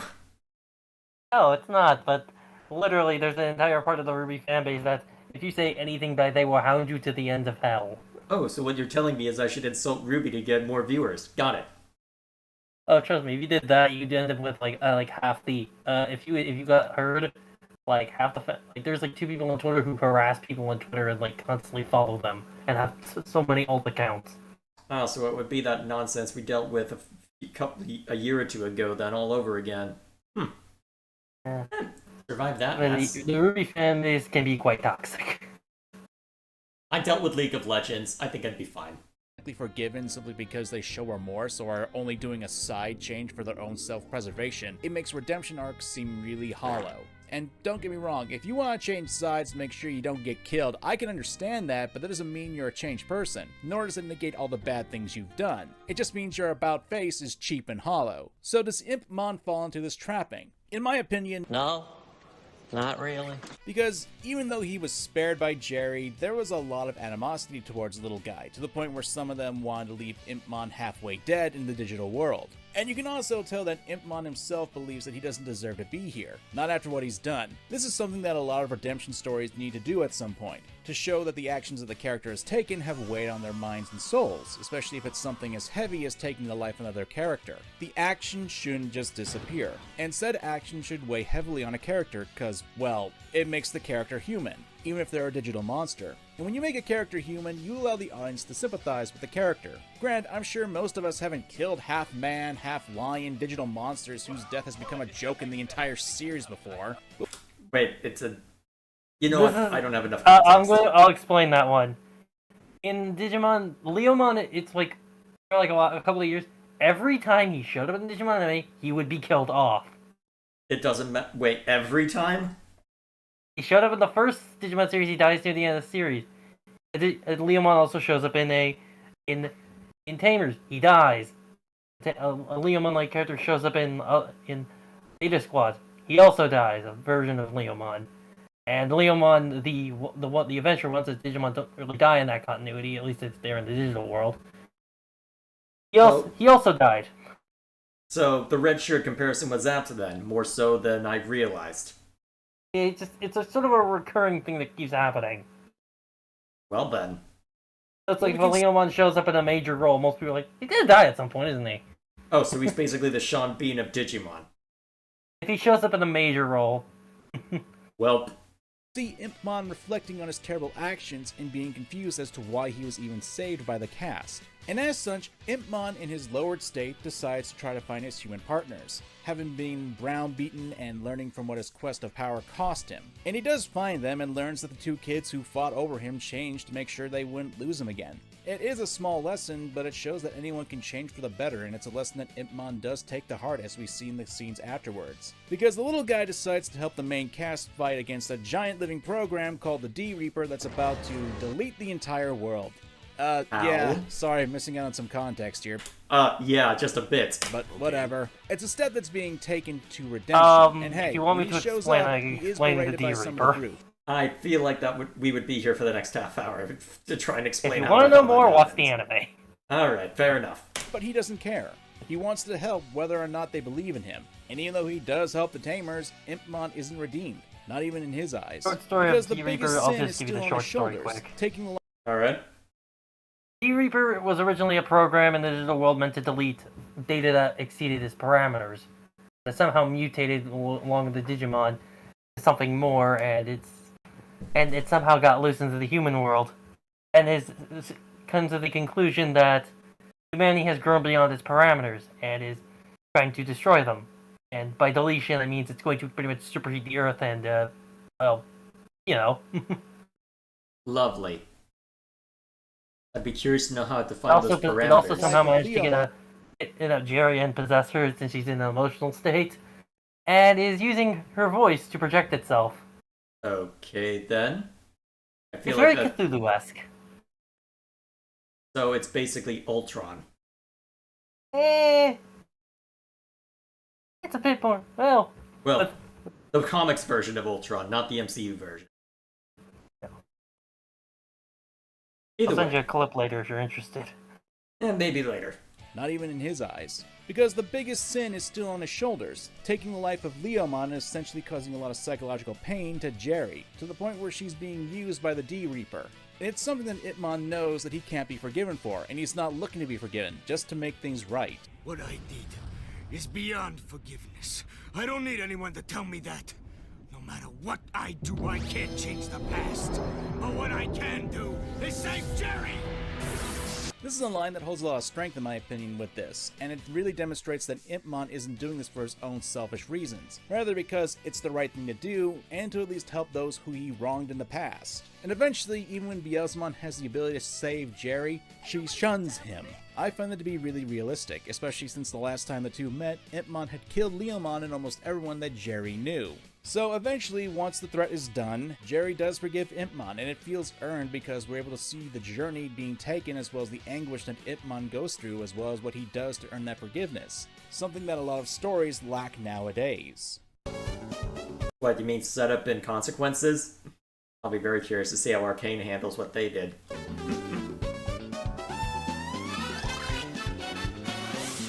Oh yeah, I completely forgot about the 2 League of Legends things that were announced at the Nintendo Direct. Shows you how much I've been paying attention to that side of the internet. You guys may be on, but I got something really special up my sleeve.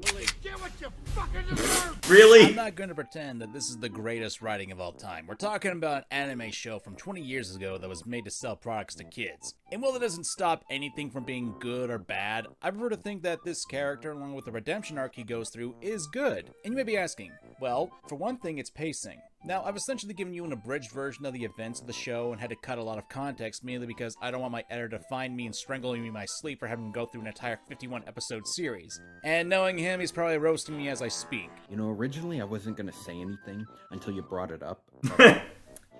How do you say confrontation as Confrontation. and when you say growl? Oh my god, he pointed it out! Surely you would just send it to him then if it was a problem and he needed to do a retake. Beaten? It sounds like you're saying brown beaten. Like, is this like a Chris Brown joke I'm missing out on? Okay, you know, it's like Rihanna. Anybody remember that? Okay then. So is that why he left it in there? Just didn't say it so he could have that dig? Okay. But when I It's funny, I'll grant you. talk about pacing with this arc, it's that we're able to follow Ipmon's origins. We learn about his motivations, we see his rise to power, his fall from grace, and what he does to try to build himself back up. It's not like it happens in the course of an episode. There's a consistent time frame being taken to actually flesh out the character's redemption, and even when there's pushback from various characters because of his actions, we get to see that. I don't know. Yes, the writing is simple, but you don't need to be complex in order to be good, nor do you need to be complex to touch someone's heart and influence them. And Fair enough. That is a good thing that people need to remember.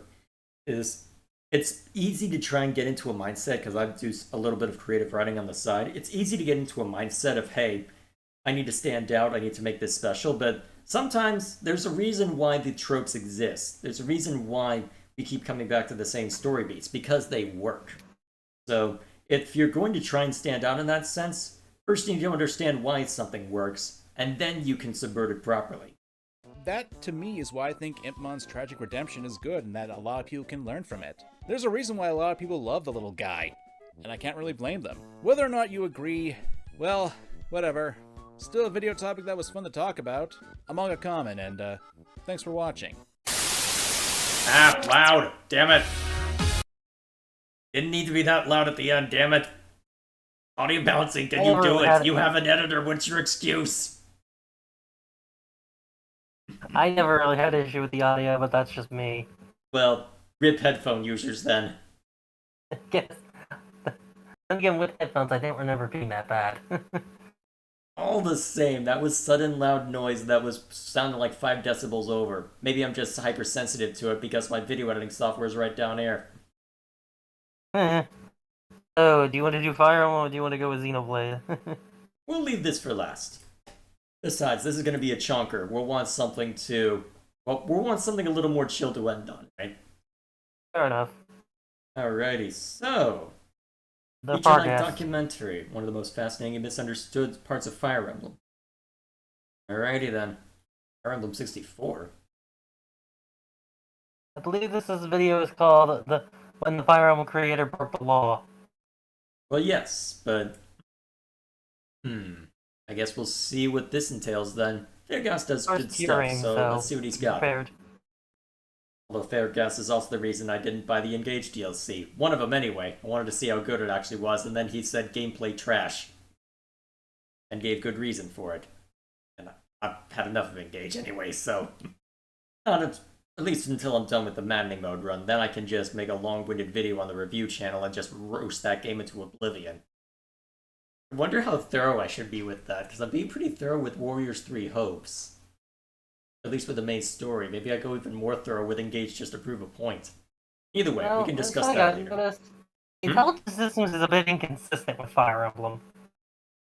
Yeah, I mean, I sort of get why the story is so simple, but I guess what bothers me about Engage is that there's a lot of things in there that can work. I mean, with with Firene's royalty, for instance, you've got Alfred, who was frail throughout his life, and even at the end, it seems to suggest that he never fully gets over it and therefore dies young. And as a result of that, it has an effect on Celine's characterization as well, where despite treating T like a pretentious wine taster, she can be rather brutal in her desire to maintain Firene's peace. So there's a lot of really good stuff that can happen with that. And if Celine was named Dimitri, I'd be all for it, because Dimitri's great, but that's the point, is that it's not something that they seem willing to approach. There's never a point where someone challenges Celine on how brutal she can be. There's never a point where we actually see that play out. And we don't really get to hear or see much about what Alfred's going through, because throughout pretty much all of it, he maintains the hyper-enthusiastic, hyper-athletic charade. Well, it isn't necessarily a charade, but he keeps that appearance up with literally everyone except Celine. And because of that, people don't necessarily realize it until they hit the epilogue and hear, wait, he died young? What happened? Then maybe dig through support conversations and then find out details of it with either looking at Celine and Alfred's support chain or Celine and Alfred's support chain. So there is good stuff in there, but they just don't explore it. I have no idea of the context because I haven't watched Engage.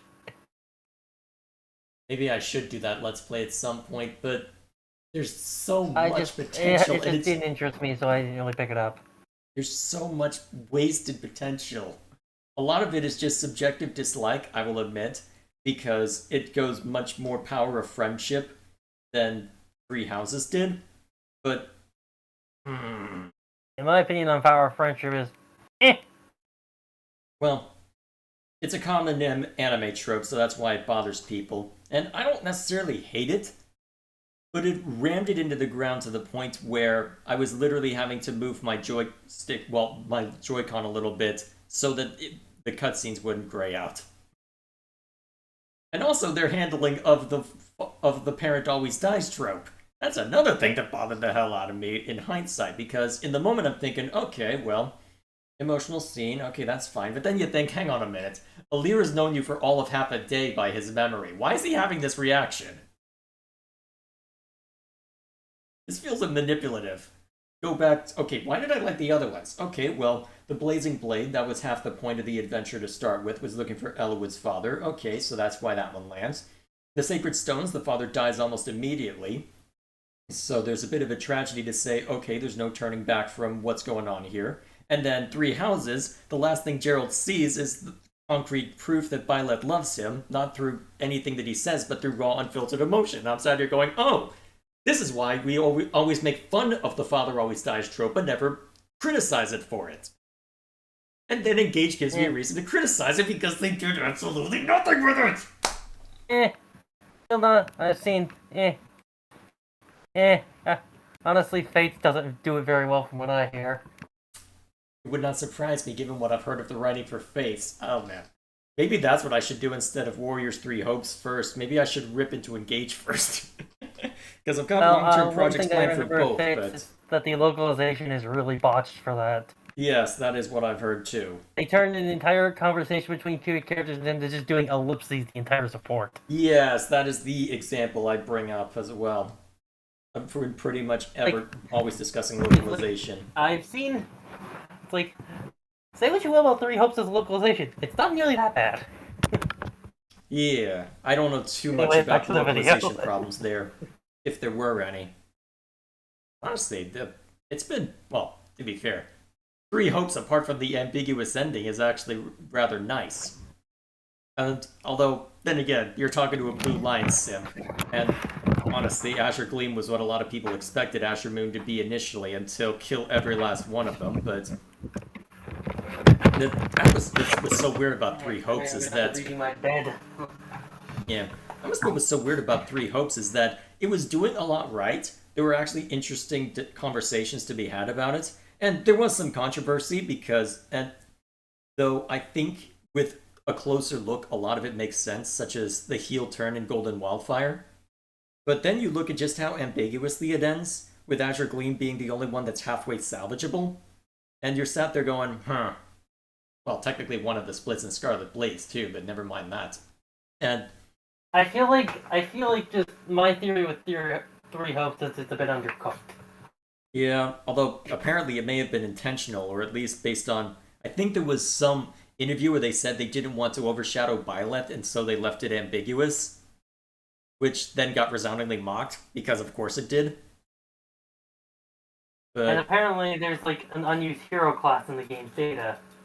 oh boy. Then again, I never used the hero class in Three Houses either, so what am I doing? True, but if I were to give anyone, I would have made Holst a hero instead of a swordmaster. But that's just me. That is fair, and you could have still kept the sword conceit anyway, since he doesn't have the crest of Goneril, and honestly, his introduction in Three Hopes was great. Come in with Wing Thresher and absolutely shred everybody, that was awesome. Yeah, yes it is. But I do think he should have been the hero class. It just fits him better. Uh-huh, that would have worked better. Anyway, onto the video because we've gotten distracted. Yes, we've probably got another hour looking at this, even with how much we've been pausing. Good, we're actually transforming things. Only Twitch would learn.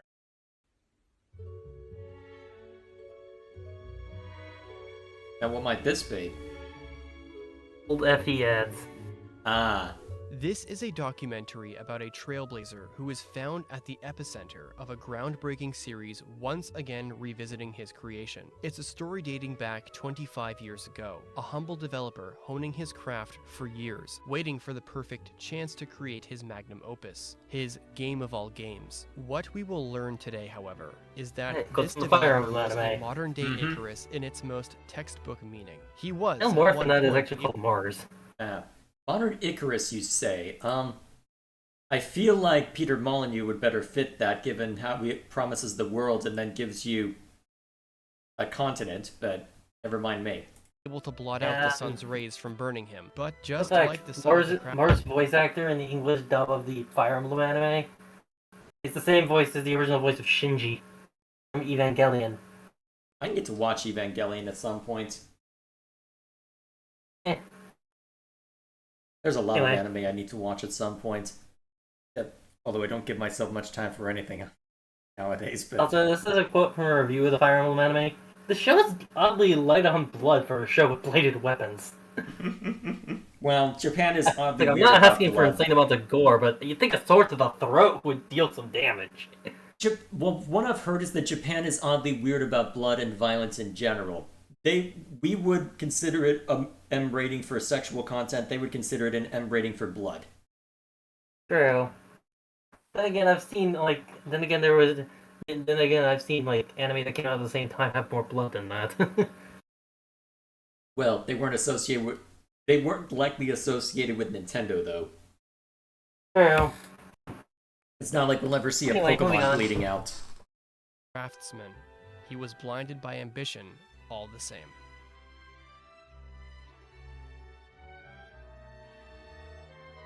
Alrighty, let's take a look.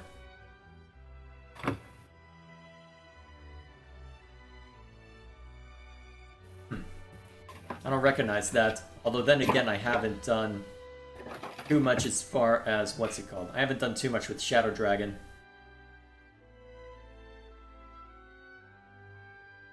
Yeah, I put my headphones on, so it should be a bit better. Alright. Yeah, it was a bit low.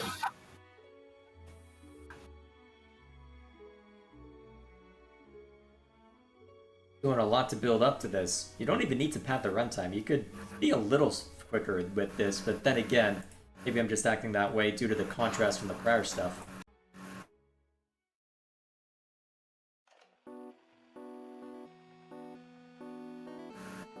Using some artwork of Roy. Interesting. Was Kaga around when Roy was being... well, during the Binding Blades development? I thought he had split off before then. Unless that was old concept art. Guess we'll find out. Image from The Making of Fire Emblem, 25 Years of Development Secrets, published in 2015, is still, and will most likely be until the end of time, the only in-game screenshot of the cancelled Fire Emblem on the Nintendo 64 console. To the right, a girl named Ray tells this silvery blue-haired Pent and Klein crossover that bows are her specialty and that she's had plenty of training hunting in the mountains. This screenshot is part of a greater conversation of which a part of the game's script was included in that publication. Wait, Ephraim and Eliwood? Hang on. Weren't those named... Wow, I'm seeing a lot of reused names, actually. I'm guessing a lot of these got split up once they hit the GBA era, then. Remind me, GBA came out after N64? GBA came out like I think GBA came out in like 2001 to 2000. Yeah, because that was about when Advanced Wars released. Well, let's see, and then 64 was 96. I believe it came out in 1996 when the N64 came out. And then Game Boy Advance was 99. Okay, that makes sense. Okay, so if this was meant for 64, this must have been where... So I'm guessing a lot of these names were just kept around since they were good names then. To be fair, yeah, why not keep the names around and reuse them if this project ended up kicking the bucket? That guy on the left is actually named Ephraim. The conversation takes place within the domain Lord Ephraim is from, which is... Interesting that they kept a very similar design. At least similar hair color, but the armor is actually pretty similar to the Ephraim we know. Is currently about to be attacked by an unknown enemy faction. Eliwood, Ephraim's father, advises his son that deploying the army so hastily, without knowing what they're up against, is ill-advised. Then, Aaron and Owain pitch in, the former in agreement with Ephraim, the latter in agreement with Eliwood. Eliwood then tells the two knights to stop bickering before coughing. Then a character named Bors appears to warn the group that enemy soldiers are heading their way. Afterwards, Eliwood commands his son, Aaron, and Bors to go with him to face them, just before Ray appears on screen to recruit herself to his side. Alongside this screenshot, the following concept art was also provided in that publication. Interesting. Trying to see if there's any that we've seen before. I mean, this looks like a prototype for Erica, or what may have been Erica. I don't remember. Don't recognize anything major from those. Kind of looks like the redhead to me. Kind of looks like Jill from Fire Emblem, Path of Radiance, but that could just be coincidence. I don't know too much about Path of Radiance, unfortunately. Again, the armor is a bit different. Yeah, I'm trying to think. The hairstyle here reminds me more so of Bernadetta, although I think it was used for a character in FE8 as well. Again, this is probably not inspired Bernadetta because it's probably not a prototype Bernadetta because that's just nearly 20 years earlier. And that is true, and this is more likely to be a prototype FE8 character. I just can't remember the name of the mage. FE8, maybe FE7, FE6, FE8, and maybe even FE9. Yeah, and also the clothing would be all wrong for that. Well, similar hairstyle. Either way. Concept art for Roy, then named Ike, and Idun, and several other characters which were scrapped entirely, like Taki, Helen, and Lynette, and 3 other unnamed characters. The game was titled Kurayami no Miko, Maiden of Darkness, and was slated to be developed for the Nintendo 64 disk drive, and years later would become Fire Emblem The Binding Blade, with Interesting. So, curious as to how much ended up remaining then. Virtually all of their characters and concepts reworked from the ground up on a brand new console, the Game Boy Advance. Any other information from the development of FE64 to its cancellation come in the form of developer interviews. But this isn't just a story of a game getting cancelled on one platform to be reconstructed on another, because completely from the ground up, I suspect, because the GBA was far different hardware than the N64, given the handheld nature of it. You would have basically had to redesign it from the ground up to make it work, I suspect, assuming you kept the pixel art. Unless the pixel art stayed the same. This is one thing. Mother 3 originally was going to be N64 DD, but it got remade for the GBA. So the one on the N64 was 3D. Interesting. Huh. If you look at... Never mind. 6 would be the first Fire Emblem game of a new generation, one without Shozo Kaga, the man in charge of the series since the beginning. I guess that also explains how different the Binding Blade ended up being. Still had some of the frustrations from what I did play of it. Unfortunately, I've lost my save data by this time, so I'd have to restart it if I wanted to finish it, but I do not remember FE6 being very friendly. That game was punishing due to the ambush spawns alone. Hey, Rutger's here! Okay, he's gonna immediately walk in a range and as bad as FE5, I hear. Well, that is hard to beat, to be fair, given all the nonsense I've heard with how you get new weapons. Oh, man. And that one thing we have to escort 7 people who can easily die to recruit one character. I'm starting to see why he left. Or was given the boot, as we may find out. The man in charge of the series since the beginning.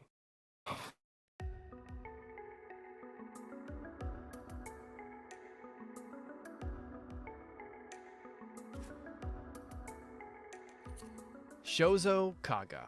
Upon the success of the 4th Fire Emblem entry for the Super Famicom released on May 14, 1996, Fire Emblem was even more in the crosshairs of eager gamers.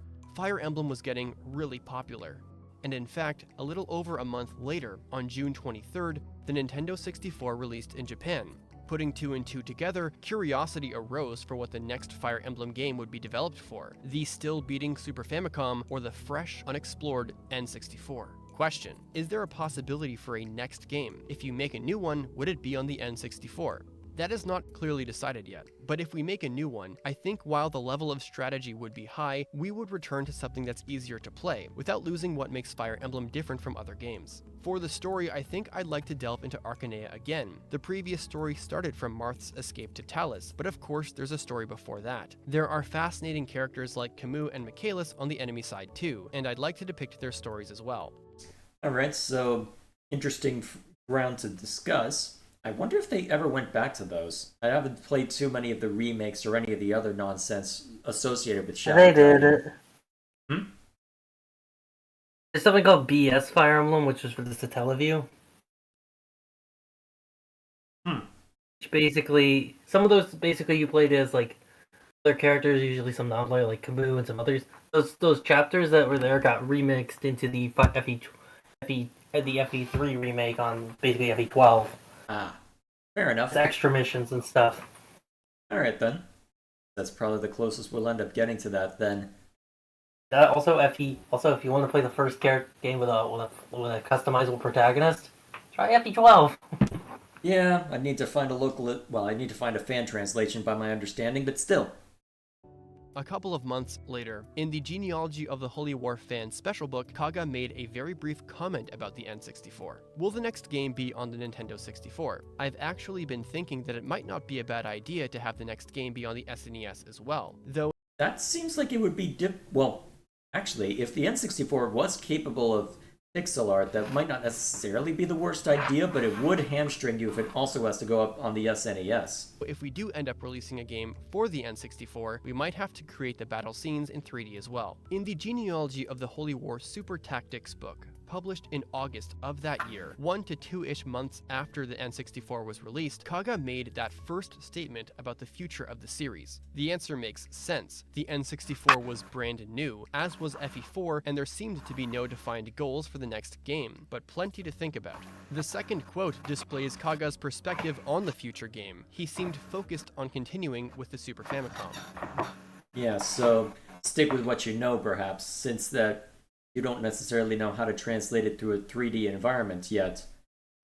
Although, to be fair, given that Fire Emblem tends to be more serious than Mario or even Zelda, it probably would have been difficult to translate until you had a bit more pixels to work with. Hell, look what Xenoblade had to compromise on just for the Wii, let alone anything like the GameCube or the N64. Breaking down Or this his new quote, 3DS port. Yeah. notable that he did in It's like, it's impressive for the hardware.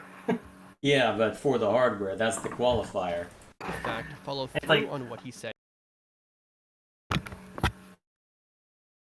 You good? I'm just standing up because I'm like, for some reason, really hot right now. Well, it looks like I got all the cold my weather fan then, on. relatively speaking. Either way, back to it. Breaking down this quote, it's notable that he did in fact follow through on what he said here, albeit perhaps not exactly how he wanted. He did end up making a more strategic Fire Emblem game than any in the series thus far in 3 776 on September Oh yeah, because... Actually, yeah, that would have been after the N64 release, wouldn't it be? 1st, 1999. It should But came on out in September 1999. 28th, 1997, just a year after this interview, Arcanea Saga would be released for the broadcast Satellaview, a short 4-chapter game with a heavy emphasis on non-playable characters like Nina and Camus. It wasn't the title he had conceptualized entirely, but it did technically explore some things he set out to do in that interview. I actually published a video on BSFE a while back that explains what the broadcast Satellaview was and how BSFE worked in general, which I will link in the description. The point is, Kaga was temporarily able to scratch the itch to return to Arcanea. The thing, though, is it wasn't enough. Kaga was not done with Marth's world. He very much wanted to return to Arcanea in full force, and believed the Super Famicom, with a return to Fire Emblem 3 Mystery of the Emblems engine, would be sufficient for the task. We're about Interesting that he wanted to double down on the original world instead of trying to split off, because I guess it makes me wonder what the original idea for Genealogy of the Holy War was, because since he left, it seems as if does take place in... Genealogy does take place in the same world as Arcanea. it does. Has been confirmed. So That's been confirmed for years. interesting. So shows you what I know. So in that case, when he left, they ended up deciding, okay, no, we're going to different worlds now, and the Fire Emblem will be a piece of it. There will be a Fire Emblem somewhere, whether it be a physical artifact or the Crest of Flames, but for the most part, it's going to go more, well, it's just going to be an artifact, not necessarily the connective tissue itself, but... This is... I think Jewdrol does occasionally get mentioned even in Awakening. Although Little Jewdrop is... reminder. So is it a completely different continent then, on the same world? Yeah, or... Yeah, it's like a different continent, apparently, but like, apparently, the dragon Loptir from Jewdrol is apparently, did originally come from Arcanea. Interesting. But he somehow moved sometime in the, but he escaped there before the dragon, sometime, it was during the dragon degradation period. Ah. Fair enough. Alrighty then. So, and then the Binding Blade came Naga out and apparently suddenly took the everything support. went, well, a completely different direction. Interesting how things work out like that. Why have they never done a follow-up to Sacred Stones? I feel like, well, actually, to be fair, that was a more self-contained story, but I feel like you could have done a Maybe fair just amount haven't, with... maybe just haven't thought of one. I feel like there's a lot that you could... Well, I feel like there's something you could do, maybe as a prequel to that, similar to what you did with the Blazing Blade, but... what do I know? Well, Then there's again, a- that was my first well, Fire there- Emblem game, so I'm biased. Well, there was a Nintendo Power issue comic, like that ties into the Sacred Stone. I'll have to go hunting for that then. Either way, back It's to like the a video. short comic. I'm not sure how good it is. All the same. about to wind back the clock by literal use of the Wayback Machine to break down one of two important message board posts from www.insys.com.jp, a now defunct message board that served as a way for Kaga and the IS staff to interact with fans about the games and to sometimes hint at future titles. This is an accurate translation of that post written on June 26, 1998. Alright. Here, Kaga explains a few things. From the 1 to 6 section, the next game would be on the Super Famicom and would be based on Epic. Oh. Bit of background noise from you. I'm guessing you're shifting around a little bit? My chair is all... I'm in my chair. Ah, yeah. Chair is all squeaky. Fair enough. The plot would be a sub-story to FE1, so Arcanea, and thematically wanted a more subdued game which was aesthetically more sullen than FE3, and was thinking it could be released next spring, and mentioned that newbies to Fire Emblem may want to wait for the release of the N64 version, after he humbly explains how hopeful and happy he is about his next game and apologizes that he can't really explain more. The N64 bit is most curious, because it could mean two things. Number one, that he was working on an N64 version, perhaps a port, of this next game, which would be easier, and if the previous quote was anything to go by, would make use of 3D battles. But it could also mean number two, that there could be an entirely separate N64 Fire Emblem game that is just easier than whatever this concept is.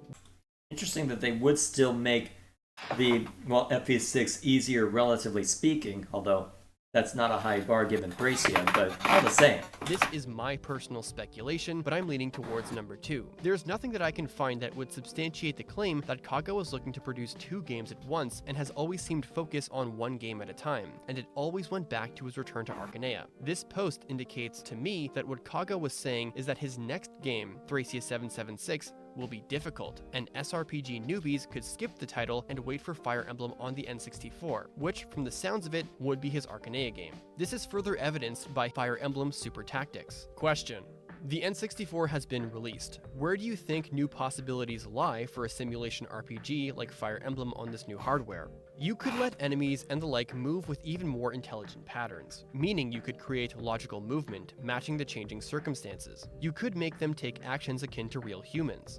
Is this in reference to the greater possibility for, well, the greater processing allowing for more complex AI patterns, perhaps? Being able to reduce the time complex things take is nice, because in the games so far, we weren't able to have movement that makes sense. Because visual presentation is also becoming exceptionally advanced, you would be able to finish it off with three-dimensional displays of battles and the like using polygons. And with information screens becoming easier to read, you could cram more information on one screen and create a more tactical simulation RPG. Kaga's ambitious return to Arcanea would have to wait. Whatever crazy plans he had, it would be too much for the Super Famicom to handle, but he still had Thracia 776 to work on. And to be fair to the Super Famicom engine, Kaga did push the enemy AI to act more like humans, like he had wanted to accomplish on a next-gen Fire Emblem. Thracia AI was surprisingly smart, especially compared to FE4, and arguably more complex than in Tearing Saga. In Thracia 776, enemy dancers would do their job, enemies could warp other enemies, they could capture your allies, they would make use of special terrain, would inflict statuses on allies, and hell, even go into armories and buy weapons if they didn't have any to use themselves.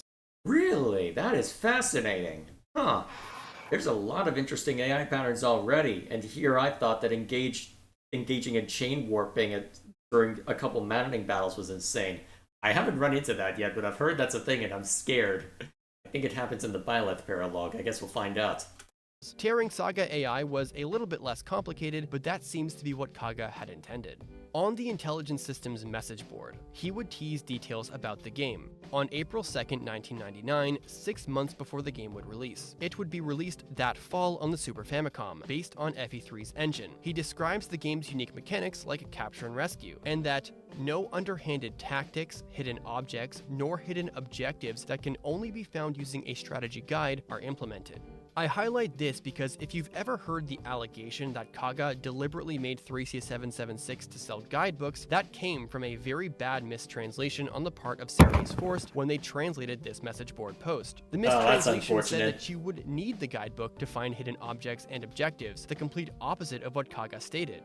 And the article added a personal remark that Kaga himself wanted to sell guidebooks. Such a blunder on Serenades Forest's part actually ended up being an often used remark when discussing or criticizing Thracia 776. So if you ever hear this said about the game, correct them because they're very wrong. And in fairness to Serenades Forest, they did amend that article. But I digress. This would be the final substantial post on that message board. In May, Kaga had an interview with Nintendo Online Magazine, of which Thracia 776 headlined the issue for that month. This interview covered various aspects of the game and Kaga's perspective on strategy and Wow, that website looks old. Holy crap. tactics. The final question in the interview went over 3CS776's development, and it ended with a mention of the Nintendo 64. He said that he started working on 3CS776 around the beginning of last year, and the production period was supposed to be much shorter, but he wanted to include more stuff. He has various plans for the next installment in the series and for making software for the N64. He wants to make an easier game, and someday he hopes he can deliver that game to the world.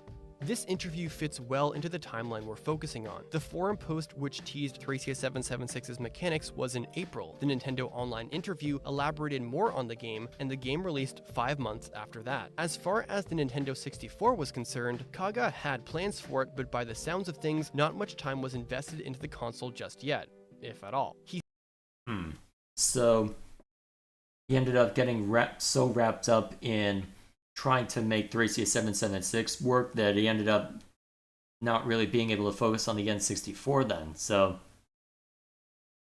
trying to think of how that would have worked in the timeline, because it seems like we're still setting up to how exactly he's going to end up breaking the law, but curious to know how that ends up happening. Because thus far, we've had a lot of setup of, hey, N64 stuff, hey, I'm going to end up working on a lot on 3C instead because of the circumstances, but I'm curious to see how it'll end up all tying together. He seemed focused on 3CS776 alone, and at best expressed intrigue over the possibility of FE64. Kaga's comments on the N64 have always been seemingly unremarkable, for lack of a better term. As far as I know in my research, he's only ever mentioned it in passing, and while he never really praised and definitely wouldn't critique the console, this is me speculating, but it always came off like he wasn't exactly sold on the platform. At most, he said the Super Famicom wouldn't be able to handle all of his plans and he'd need to wait for a better console, but he didn't mention the N64 in that interview. Question: I would like to ask you more about the new game. When did planning for the next game begin? We thought about the topic for the next game immediately after completing Genealogy of the Holy War. As a matter of fact, we had a previously prepared story in Arcanea, the stage of Mystery of the Emblem. Therefore, at first, we planned to develop something in that direction, but the things we wanted to do were too ambitious. So during preliminary preparations, we came to the conclusion that from a hardware perspective, it would be difficult on the Super Famicom. If possible, I'd like to develop it for a different hardware. So is that is that what he would try and do for the Tearing Saga, or is that something that ended up never being seen? Because if the N64 isn't explicitly mentioned, although he might get to that, let's find out real quick. Now for the last question. Alright, not quite yet, so I guess we'll just have to see. So, did he never explicitly mention the N64 then, based on these? That's what seems to be implied. Let's take a look. Factoring in the new game, in which direction will Fire Emblem go from here? Can you share your vision on that? As I have said before, I feel like I want to develop one more story related to Arcanea and Marth's Tale, when the environment for that is ready, of course. After we are able to develop that, honestly, I think there will be a stopping point. I haven't really thought beyond that point. In any case, I want to implement all the plans I have into that one more story.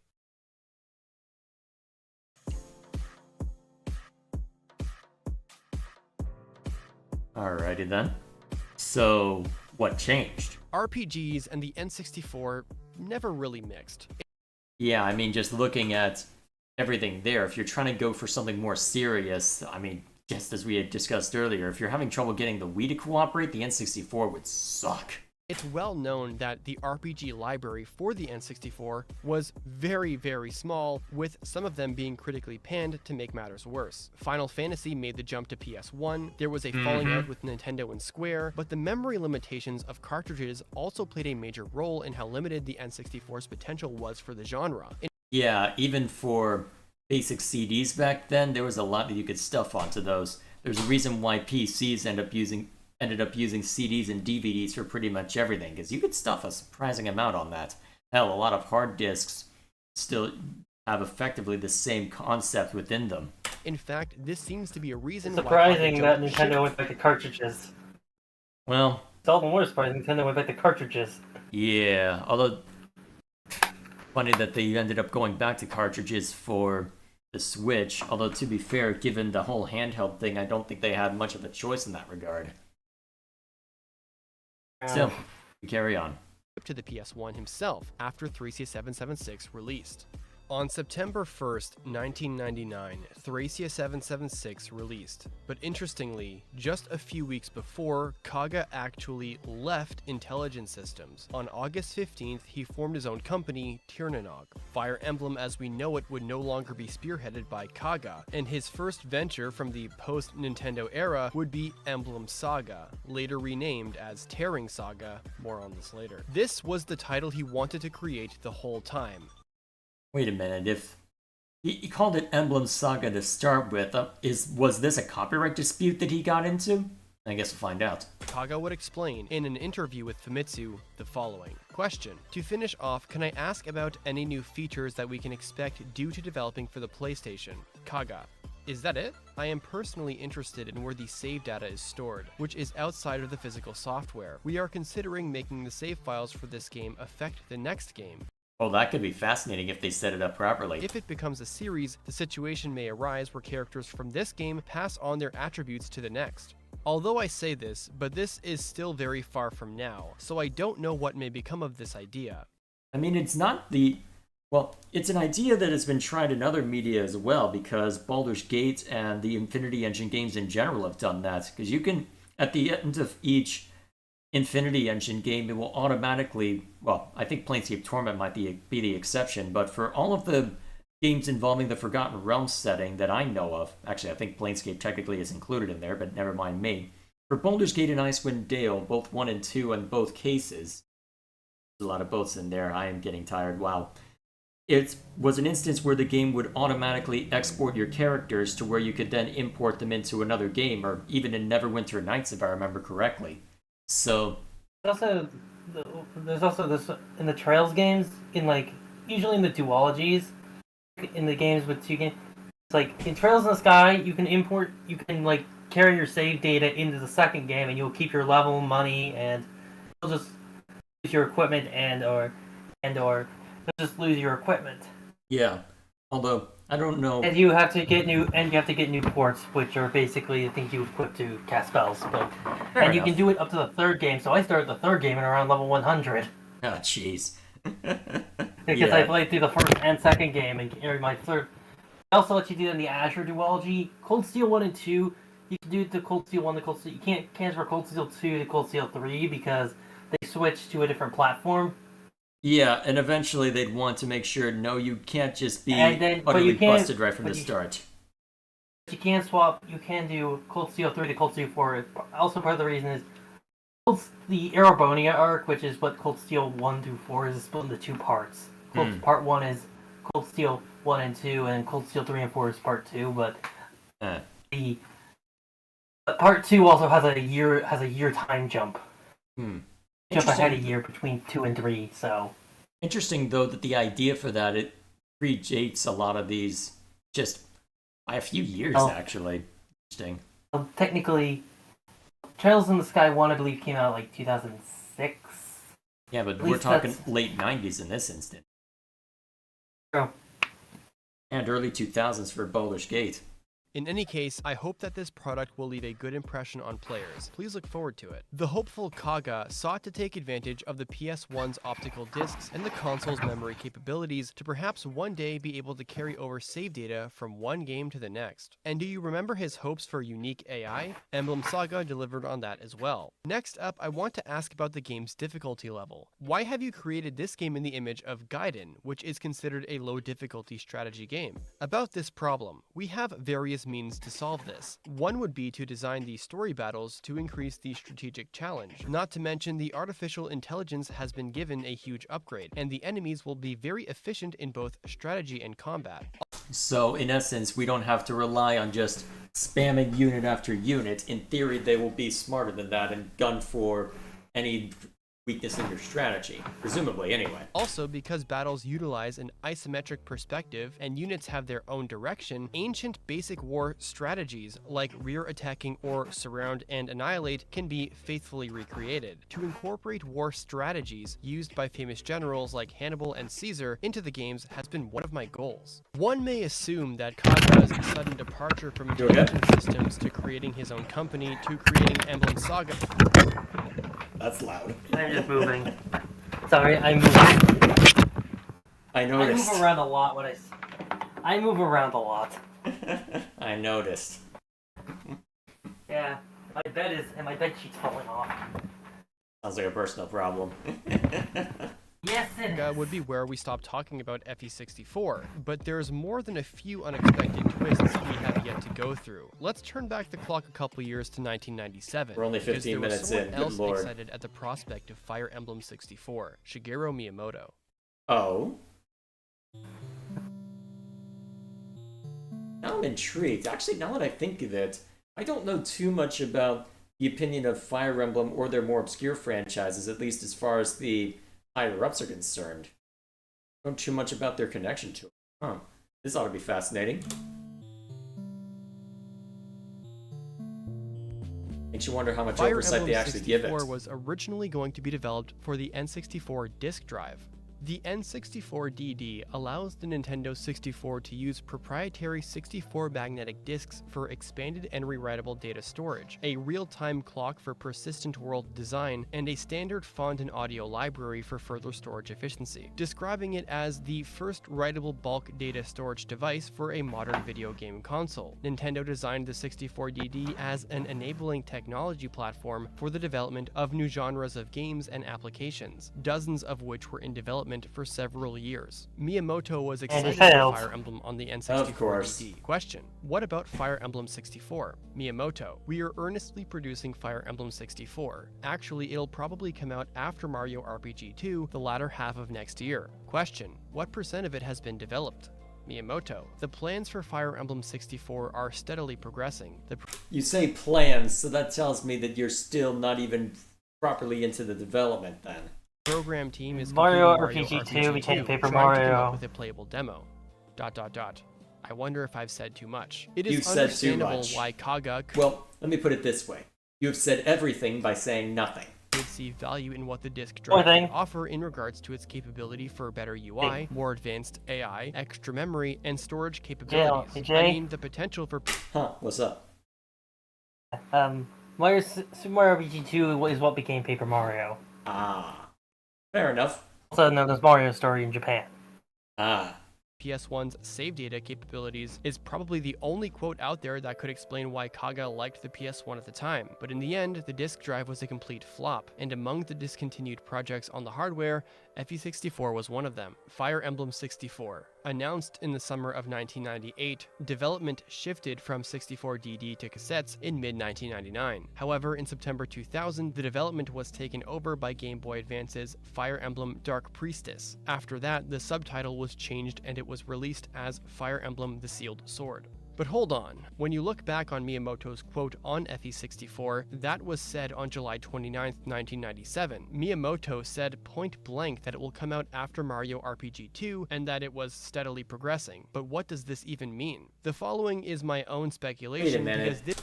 Doesn't that contradict what the timeline that we were given as far as Kaga's nonsense? Because am I misremembering things? Or wait a minute, no, that was 96, right? No, what, am I misremembering? I'm tired. I'm just gonna blame being tired. This is the information we have, and we will never have a definitive answer on this, but look at the timeline. July 29th, Okay, this is what I was trying to remember, because if Thracia 776 is releasing in 99, this is what confused me. Okay, make it make sense, Fairgas. 1997 would be after Genealogy was... I hope I'm pronouncing his name right. ...was released, and well before Thracia 776. And the only thing Kaga has ever said with regards to the Nintendo 64 took place last year when he briefly talked about having to make 3D battles.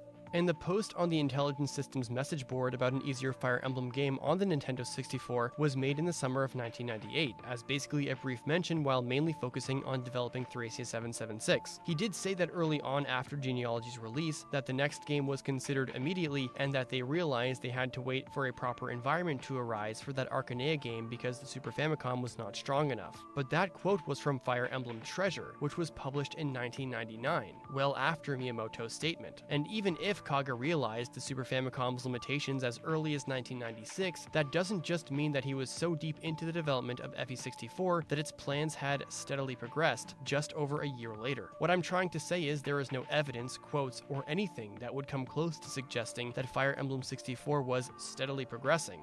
Well, the key there is they asked for a percentage, he didn't give a percentage. That tells me that they were still in pre-development, most likely. Whatever that actually means, especially during the time of 1997 in July, and given that Miyamoto was also quoted for this, question, go on, so Mario RPG 2 is almost complete? Miyamoto, we're still working on it. Gotcha, we feel relieved. Miyamoto, don't worry, feel easy about the 64DD.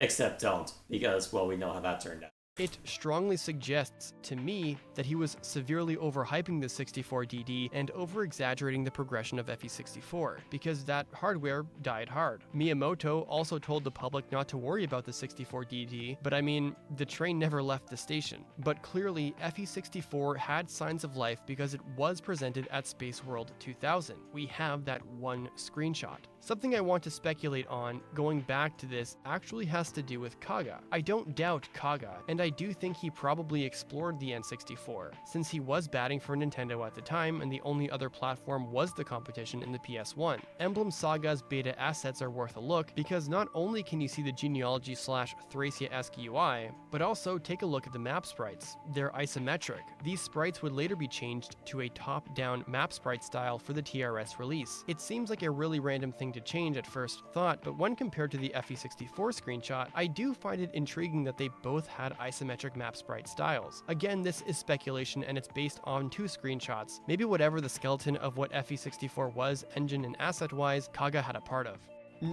Possible. Never mind. Actually, it's most likely he did. There's one thing about FE64 that I've yet to mention. The small, Sounds like a retake, but given the different tenor of the voice now, is this something that's being added after the fact? Given the way that it's framed, probably so. Mostly unimportant interview of Maiden of Darkness. Here, Masahiro Higuchi, one of Fire Emblem's producers, briefly goes over some thoughts during Kaga's departure. In the meantime, we worked on Thracia, but just before its production deadline, the director left the company. That's why the topic became about what we were going to do for the next Fire Emblem. We were looking for options, like doing research on the Nintendo 64 or developing a Game Boy Advance edition called Maiden of Darkness. Maiden of Darkness was talked about in game magazines and such for a while. I thought it was something like a prototype for The Binding Blade, or is that wrong?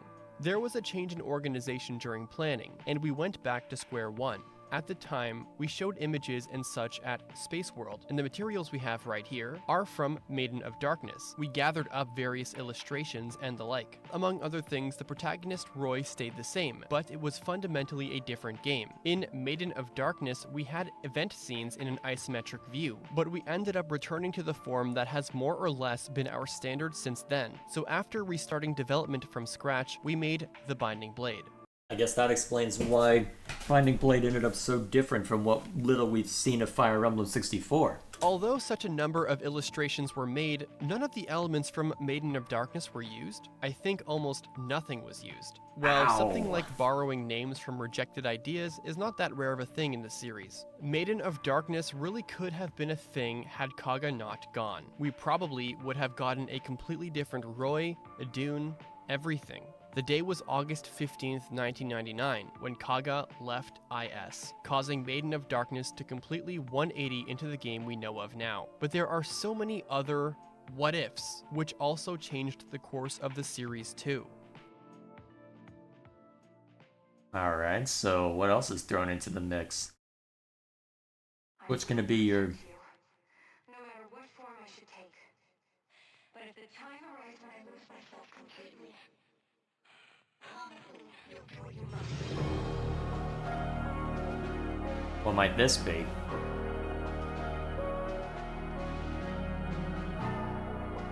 Okay, someone's having way too much fun with the video effects. Longtime fans of the series have probably heard that Kaga was involved in a lawsuit with Nintendo due to tearing Saga, but it's not often spoken how much of a rabbit hole the whole ordeal is.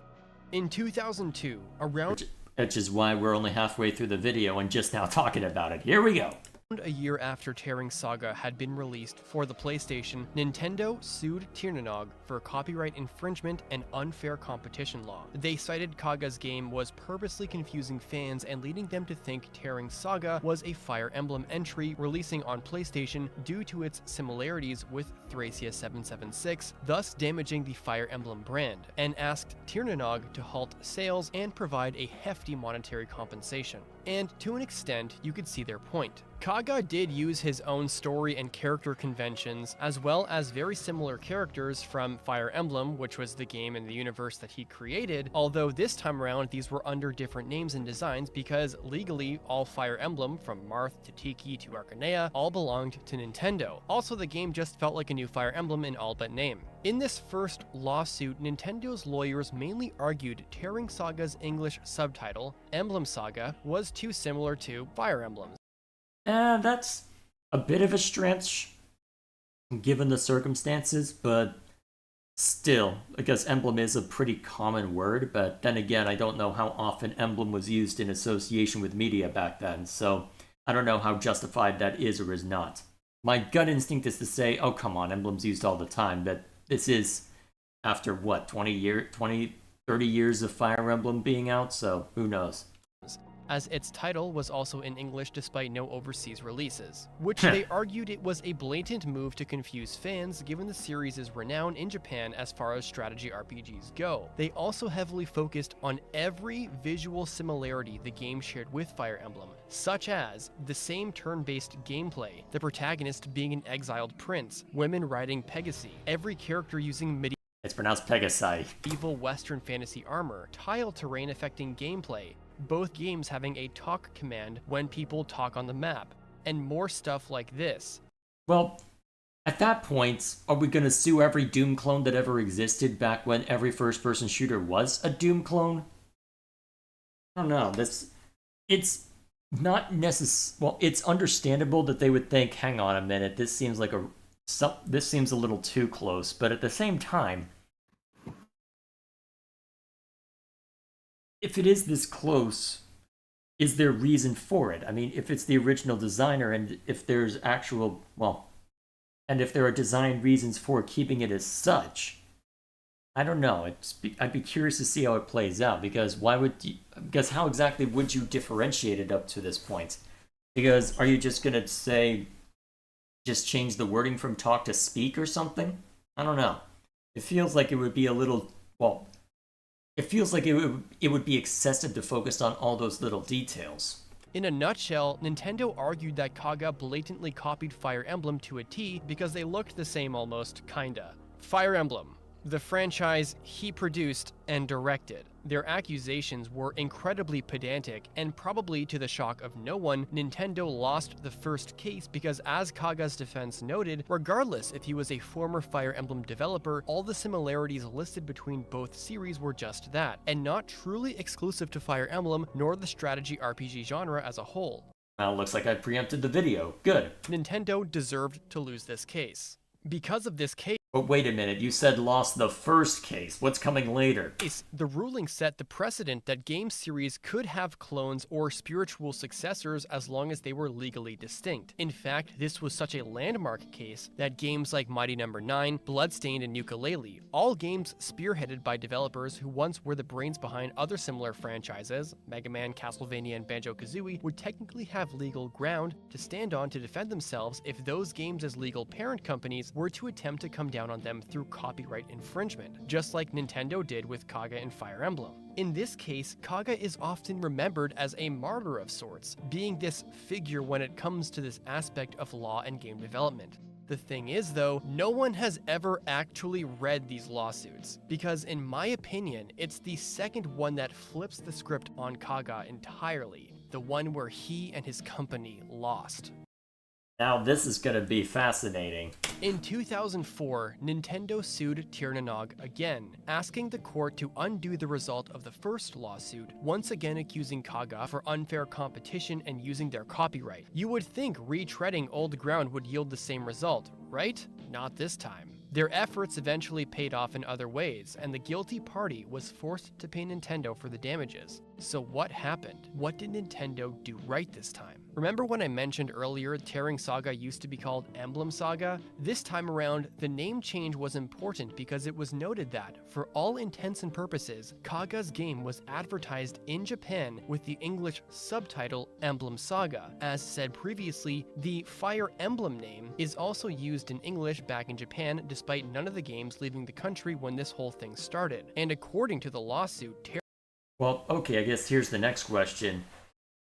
Actually, I guess the next question is, how common would it be to use that specific English word? Because I don't know the specifics of how much English is taught in Japan or to what extent. So it would not so if specifically using an English subtitle is what threw them for a loop, I could see that potentially having an issue, although I feel like that would be laughed out of a court if I say used a common German word for a video game and then someone else used that same common German word and made something that looked very similar. I feel like that would get laughed out, although I suppose we'll see what kind of arguments are made. Tearing Saga kept being advertised as Emblem Saga even after the name change, so it is plausible to claim many Fire Emblem fans from back then did believe their series would continue on PlayStation. The game even sold decently well as far as strategy RPGs go, with 345,000 units sold on its first 3 months. I mean, that beat Advance Wars numbers, so good on them.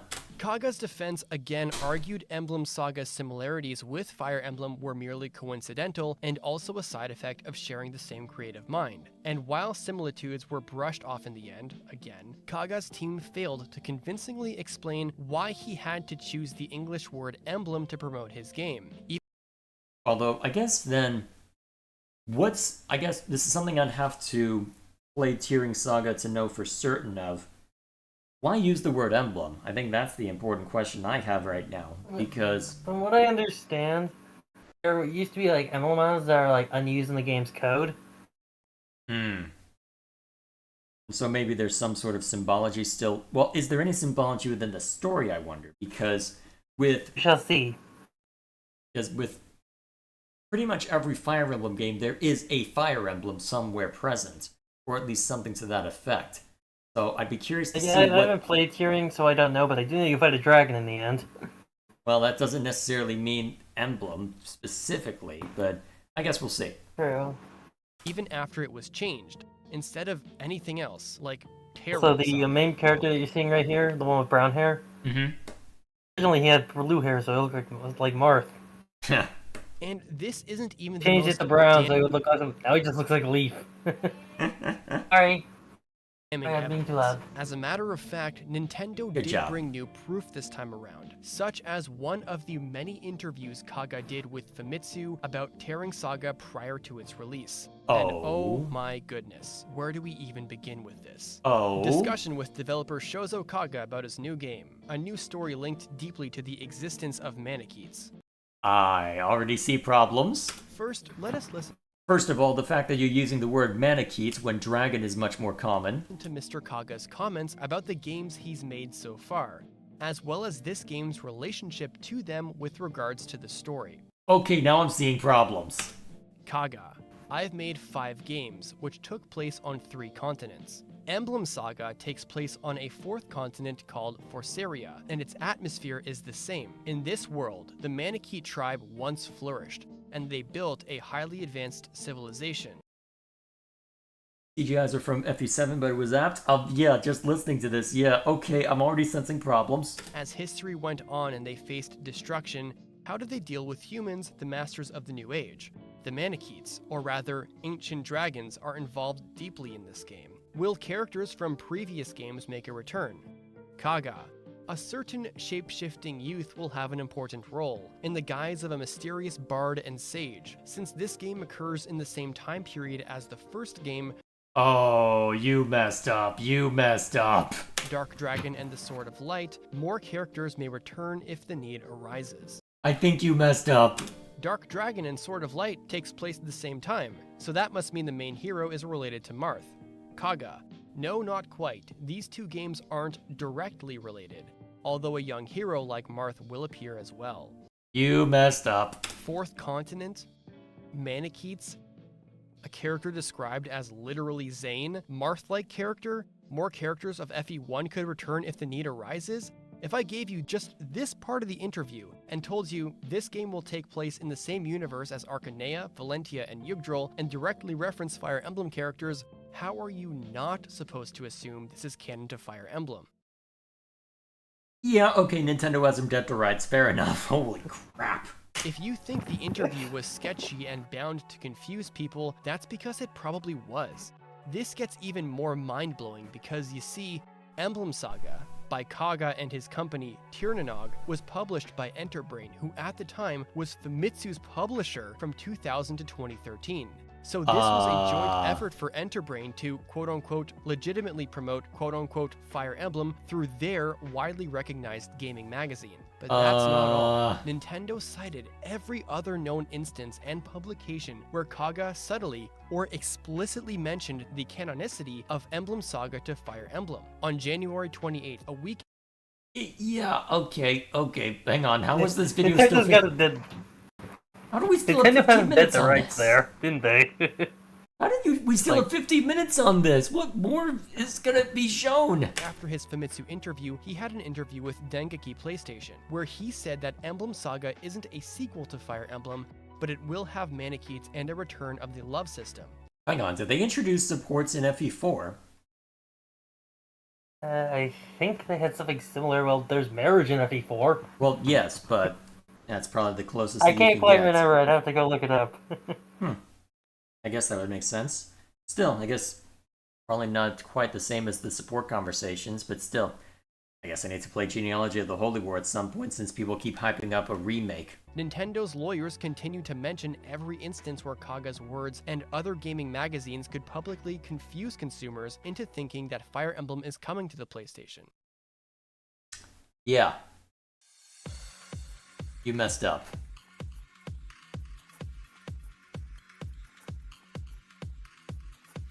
Actually, I think I saw timestamps in the description for this. Hang on. Oh yeah, chapters are broken. Good job. So, we got 10 minutes of this going haywire, huh? Then wrapping it up. Alright, we'll see how this goes. In addition, before pre-orders for the Appleese game started on March 8th, the Appleese announced that the three Pegasus sisters, popular characters appearing in the Fire Emblem series from the first to the third game, would be appearing in the Appleese game. Furthermore, the Appleese repeatedly used characters resembling popular characters from the Fire Emblem series in the advertisement of the Appleese game, prompting the customer to purchase it. Due to such assertive acts by the Applee causing confusion, concerns about confusion among customers were significantly heightened. However, it should be understood that confusing a product for having licensing agreements between a subject with well-known product indicators and using similar indicators is also included under the term confusion from Article 2, Paragraph 1, Section 1 of the Unfair Competition Prevention Act. Even if it was well known that the appellant Nintendo and Sony Computer Entertainment had been in intense competition over hardware when coming in contact with advertisements giving the impression of a new Fire Emblem series game is being developed for the PlayStation, it is of course possible that customers mistake it as the Appleese producing the sequel of the Fire Emblem series on PlayStation, with consent from appellant Nintendo. And coming across advertisements giving the impression that Fire Emblem would appear for the PlayStation absolutely happened. The title of these articles in these magazines were pretty clear on this. Monthly Game Walker, March 2000 issue. The Fire Emblem series PS. Oh dear. Dengeki PlayStation, December 22nd, 2000 issue. Fire Emblem, the legendary legend of the Fire Emblem series comes to the PlayStation. That's a clunky title. I thought manga titles got bad. 64 Dream, June 2000 issue contained a post saying, "I'll get Fire Emblem even if I buy a PlayStation." Furthermore, it was also found out that Kaga posted on an internet site on January 16th, 2000, referring to himself as the creator of Fire Emblem, that the game will be... Hang on, I recognize the music. Is this a remix of a theme from... Hang on. I need to dig up my Three Houses soundtrack. That sounds like something ripped straight out... That sounds like a remix from a Three Houses track. Sounds like one of the boss battle themes. Where is it? Not that one. Actually, I should turn down Winamp so I don't blow out my speaker. Blow out the speakers. Alright, where is it? Have headphones on, so that would be appreciated. Here it is. Yeah, it sounds like a slowed down version, remixed version of Paths That Will Never Cross. Wonder if that was intentional. Techno remix to me. Yeah, let's go back to the video real quick. 16th, 2000, referring to himself as the creator of Fire Emblem, that the game will be similar to Fire Emblem Gaiden, and that his relationship with Nintendo hasn't changed. Oh, In you spite fool! of the flimsy defense provided by the accused, the plaintiffs continued to say that even if they had no control of magazine outlets' title decisions, there was no evidence found to suggest that Kaga and Enterbrain took sufficient measures to make consumers recognize that Emblem Saga was not at all related to Fire Emblem. Yeah, that grievous errors were made. Actually fitting that they're using boss battle music, even if it's from Three Houses. As per the court records, the Appleys argue that, although publishers tended to try to associate the Appleys game with the Fire Emblem series, such tendencies disappeared due to the Appleys' efforts. However, as advertisement associating the Appleys game with the Fire Emblem series has been published beginning in Weekly Famitsu from January 21st, 2000, Exhibit A20, and Dengeki PlayStation from January 28th, 2000, Exhibit A460, but also in Monthly Game Walker from March 2000, Exhibit A22, Dengeki PlayStation from December 22nd, 2000, Exhibit A24, and Weekly Famitsu from March 9th, 2001, Exhibit A26, it cannot be said that such tendencies of connecting the Appleys game with the Fire Emblem series disappeared due to the Appleys' efforts. Okay, so short version, the defendant tried to say, "Oi, we told them not to do this." Nintendo says, "Oi, yes, you did no such thing. How dare you?" So, problem is, I don't know how much evidence this video has. Well, clearly the court didn't think there was enough evidence and found the case compelling, but I'd be curious to know if anything was discovered while looking through that, if there were any amendments or updates or whatever the case may be, in order to We try won't know and... unless we get the full transcript of the court casing. Yeah, and to be fair, it would be hard to dig up evidence, especially if it were on magazines, because it would be hard to, well, especially much harder to issue a correction there instead of just a website where you just have update at the start, blah, blah, blah, blah, blah. But, Regarding this, the Appleys argue that, number one, because Apple and Nintendo and Sony Computer Entertainment have different hardware to begin with, no customer would think that the Appleys game, developed for the PlayStation, had a connection to Apple and Nintendo. Number two, although publishers tended to try to associate the Appleys game with the Fire Emblem series, such tendencies disappeared due to the Appleys' efforts. Number three, as Game Magazine articles about the Appleys game, Exhibit A20 A460, called it a new title and original work, it was made clear that it is different from the Fire Emblem series. Number 4. As Appleys' statements do not appear in Game Magazine articles without change, the Appleys cannot control the contents of Game Magazine articles. Number 5. Regarding the posts on websites, they have merely been misunderstandings by fans that are overly attached to game software and careless customers. And wait, hang on. That's a bad argument because that's the literal entire point. Number 6. Ultimately, although some confusion arose on the customer's side, there is no big difference to the market disorder that comes with a famous clothing designer moving companies. I am not kidding. That's the defense in court records they have. That's a terrible defense, especially those last two.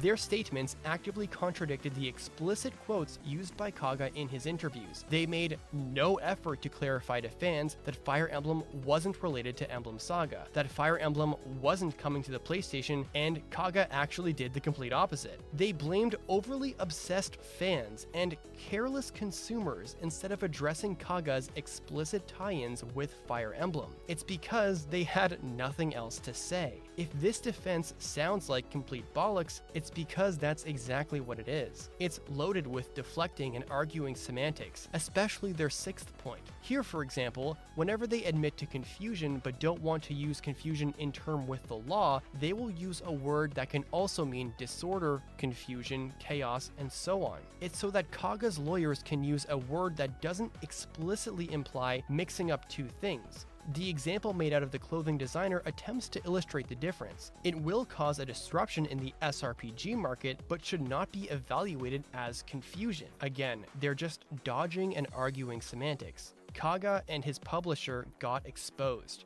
It's really hard to accept and rough to see, but this is what happened. Incidentally, court records reveal Famitsu not only accepted pre-orders of the game after it was renamed Tearing Saga in name due to pressure from Nintendo, Famitsu openly notified consumers of this change after the pre-order period had passed. In essence, regardless of how much Kaga and Enterbrain denied it, the fact is they both promoted Tearing Saga in a way it was heavily associated with the Fire Emblem universe, which Yeah, you're not getting around this, are you? under Japanese law is considered acting under unfair competition. And all of this still doesn't consider how the second trial also uncovered that Kaga had, without any doubt, plans for unfair competition, as he used development materials from both Thracia 776 and an unfinished Fire Emblem entry called by the court as True Emblem. Here is another translation of court records providing more detail on what The matter of...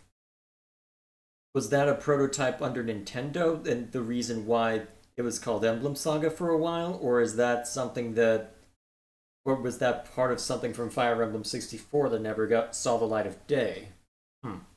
Rather, between Appley A, when retiring from Appleland IS, taking development data from the unfinished True Emblem game developed by Appleland IS and using it in the Appley's game, as well as taking development materials from Thracia, it is evident that Appley A had plans of unfair competition.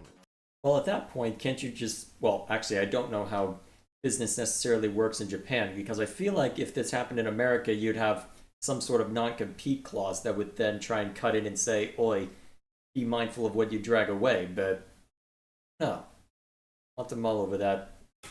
Furthermore, the Appley's actions extend to frequently conducting advertisement activities for the Appley's game using product indicators resembling the product indicators from the Appleland's game, continuing to accept pre-orders even after receiving a warning about violation of the Unfair Competition Prevention Act from the appellant, and announcing the title change of the appellant's game to general consumers only after pre-orders were closed. Such acts of unfair competition from the Appleys are nothing but malicious and should be considered intent or negligence of the Appleys. For context, True Emblem is the expression used by the plaintiffs, and it's likely in reference to the next mainline Fire Emblem game after Thracia 776.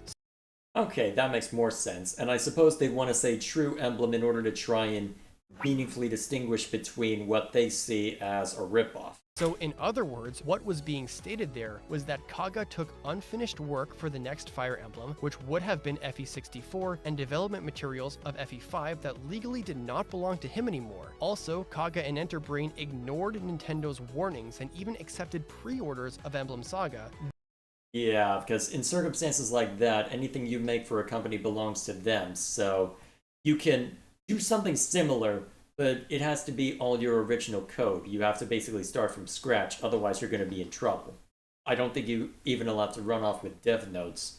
And in fact, the company I work for, I do QA for a company, and my gosh, it is not the same industry at all, but I cannot even plug a USB drive or a phone into my computer without it effectively being either turned over to the company or destroyed. So, yeah, fun times. Then notified fans after the fact that actually it's Tearing Saga and actually this isn't related to Fire Emblem at all. The complete removal of Fire Emblem references in name and canon in Tearing Saga helped leverage their position with regards to copyright infringement, which contributed to Nintendo losing the lawsuit on that front. But where Nintendo won was business conducted by Enterbrain outside of the game itself, which Kaga and Enterbrain are irrefutably guilty of. The absolute balls to do this to Nintendo is just completely wild, dude. Yeah. Long story short, while the second trial failed to prove Kaga was violating copyright laws for a second time, meaning the game was allowed to keep selling even if they ran out of copies, it did show that Kaga purposely infringed on unfair competition prevention law, forcing Enterbrain to pay the damages, and dealt a coup de grace that crushed Kaga's hopes of ever continuing the Fire Emblem franchise in his own terms. I thought it was pronounced coup de grace, but never mind me. Then again, it's French, so it's weird. This really, Also, truly is. one more thing. Just say, you don't fight Nintendo expecting to come away unscathed. Yeah, that's like trying to start a lawsuit with Disney. That's not going to end well for you unless you have bottomless pockets just as vast. Although, to be fair, Disney is starting to lose that grip. But either way. A modern-day Icarus legend. Kaga is still a legend, don't get me wrong. But how insane is it that Kaga is both a martyr and a man who quite literally fucked around and found out? That's putting it mildly.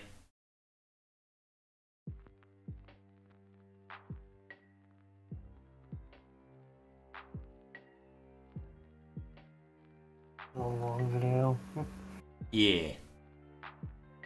That's why we saved the Xenoblade It's one for hard last. to imagine Shozo Kaga as someone accused of being malicious and negligent, given that he's often adored for his work, but it's not so hard to understand why it's now justified to call his and the actions of Enterbrain exactly that.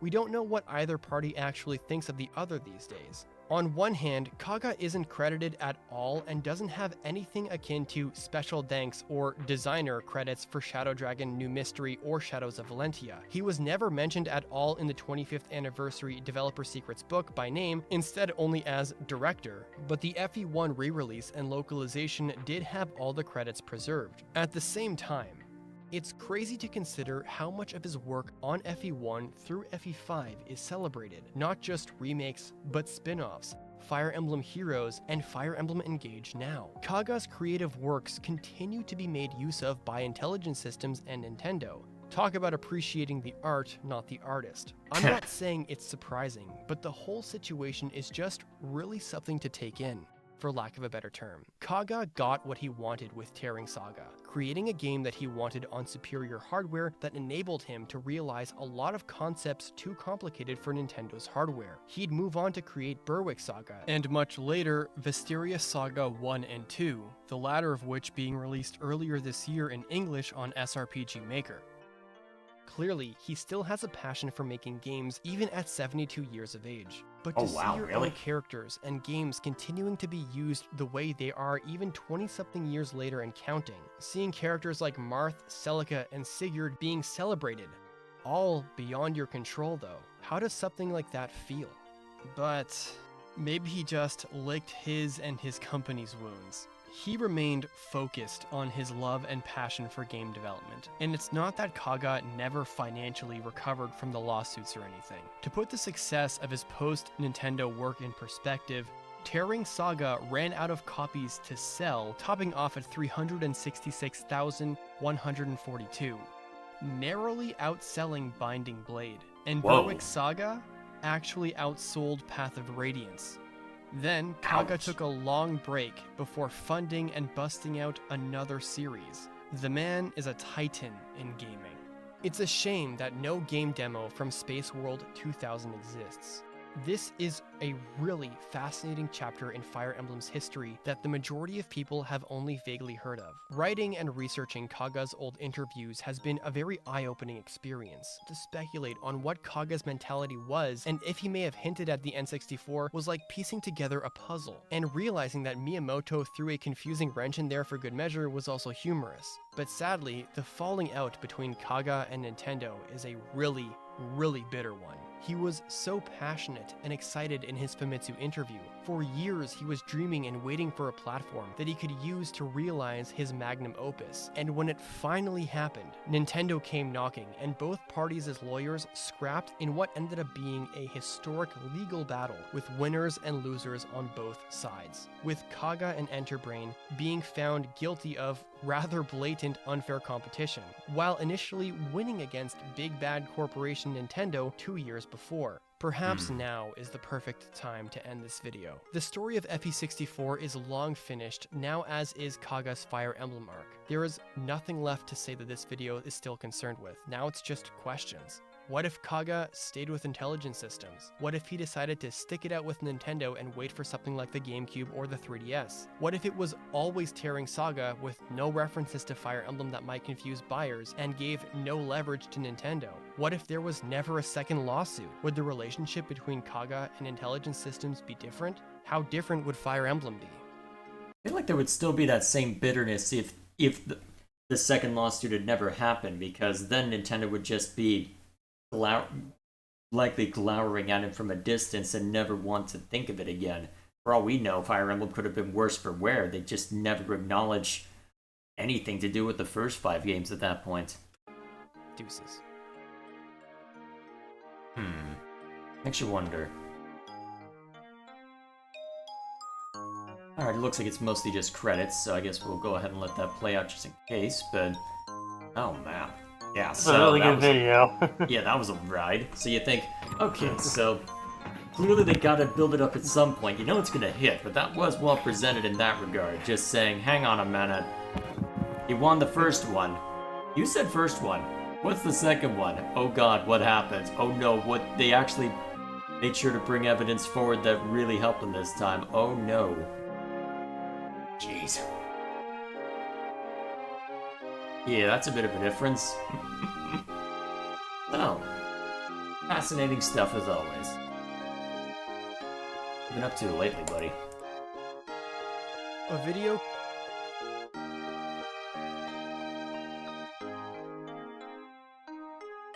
Alright, so... sorts of different stuff.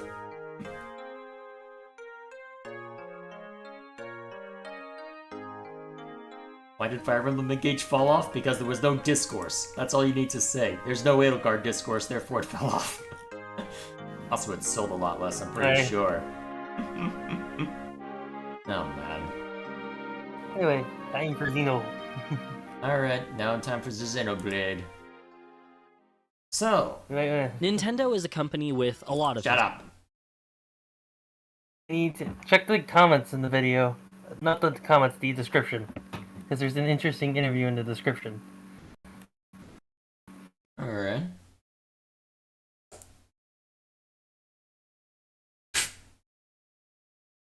Oh, Yasunori Masuda was involved. Mate.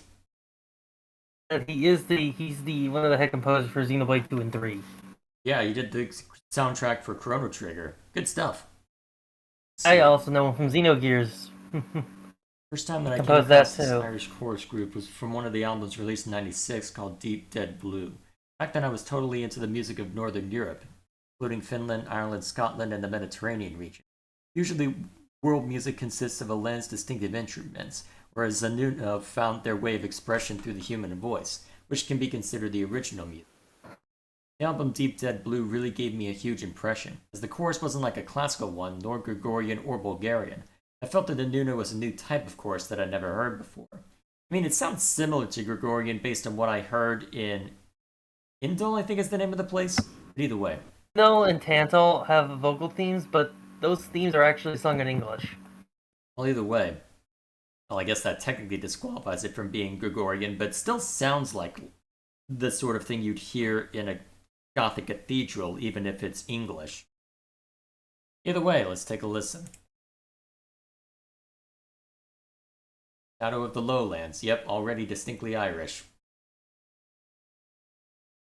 Or how they pronounce that then, if it's Gaelic or Irish. Measure what I would know. I do have my sound on, right? There it goes.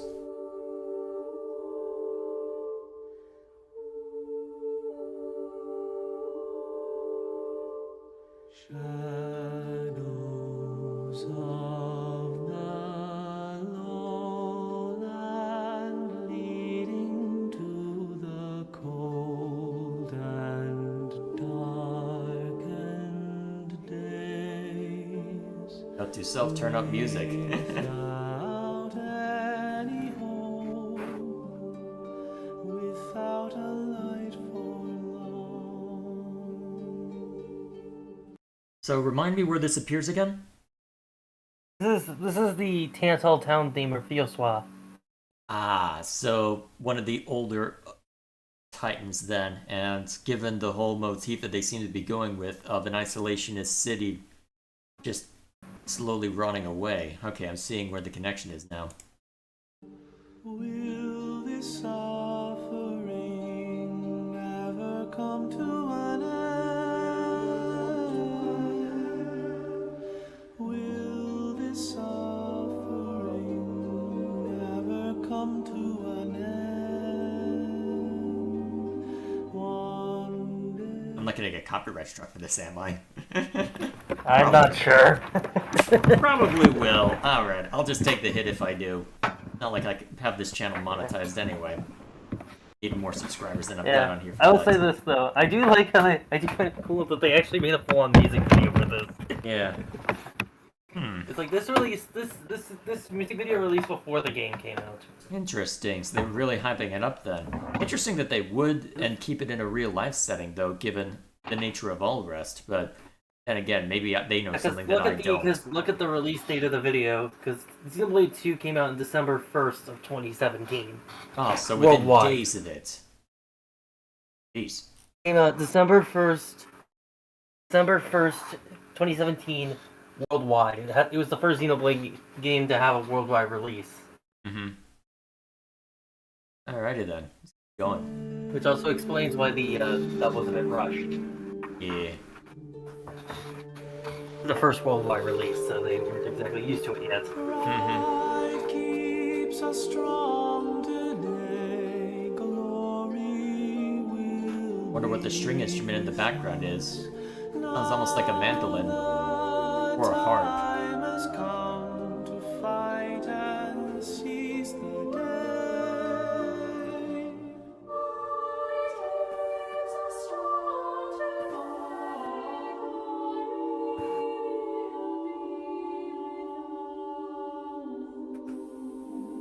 Should I be watching this after not seeing the Tantall threat through all the way?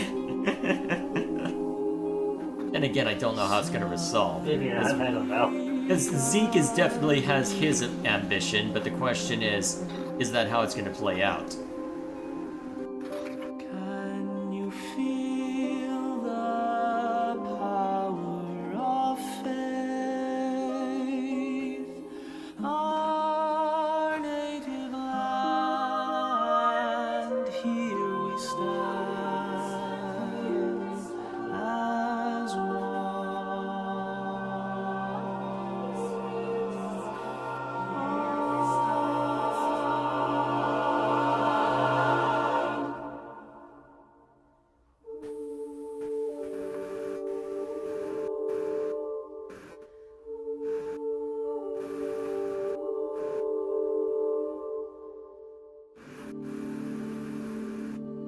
Alrighty then. Neat. All else fails, you can cut this out of the VOD. That is another option if we so desire. Either way. Or cut it down to where it's not causing me any problems. Either way, there we are. So that's all True. caught up on reaction videos. I still... Yeah. Thoughts on the videos. Alright. Decent selection, all things considered. So, with that in mind, yes then... How did this end up? Oh well. Probably from autoplay. I did go into... Autoplay. Yeah, probably auto. Either way. Yeah, it's like... I like that... Well, with the Digimon one. I really like that series. Mm-hmm. Fair enough. Either way, Because, so I guess... Trust me, it's... To give it a little more context on Digimon, it's like... I saw this comment one time, how to describe it. It's like, imagine if the mainline Pokemon games didn't exist and all you had were the spin-offs. Where each game each had a different style. I mean, the spin-offs are what I've been liking most from Pokemon lately. Reminds me, I think the Pikachu's coming Digimon, out soon. Digimon World 1 is what I described earlier. Digimon World 2 is a dungeon crawler. Digimon World 3 is a traditional RPG, and Digimon 4 is some sort of, like one of those playing beat-em-ups things. Ah. Like they wield weapons and you go through like a dungeon crawl thing. Fair enough. Digimon 4 is weird, and nobody likes it. Either way. It's like almost nobody, like I've never seen a video of anyone praising that game. It's like the most least favorite game ever. Of course. Either way, that is where I we'll hear call it- it for tonight. Like I'm not even sure if it's bad as a game. I just hear it's like, this is not Digimon. This looks like you like reskin like a dungeon, like an old school dungeon crawler, and then slap Digimon characters over it. Like if you like, what do you like? You ever heard of Gauntlet? I've heard the name. I know nothing about it. It's like that old school dungeon crawler where it's like have like 4 characters and you got like like charging through. It's kind of like that. It's a single player and it's like you replace all the. It's like you take another game and you completely reskin it. It feels like a reskin. Not sure if it is or not. Fair enough. Either way, we do need to call it here, so we'll go ahead and wrap things up. It's like it's 10:08 and I've got to be at work. And I'm gonna be at work at 8 tomorrow. Yep, and I gotta be awake early too. So, with that in mind, I'll go ahead and wrap things up.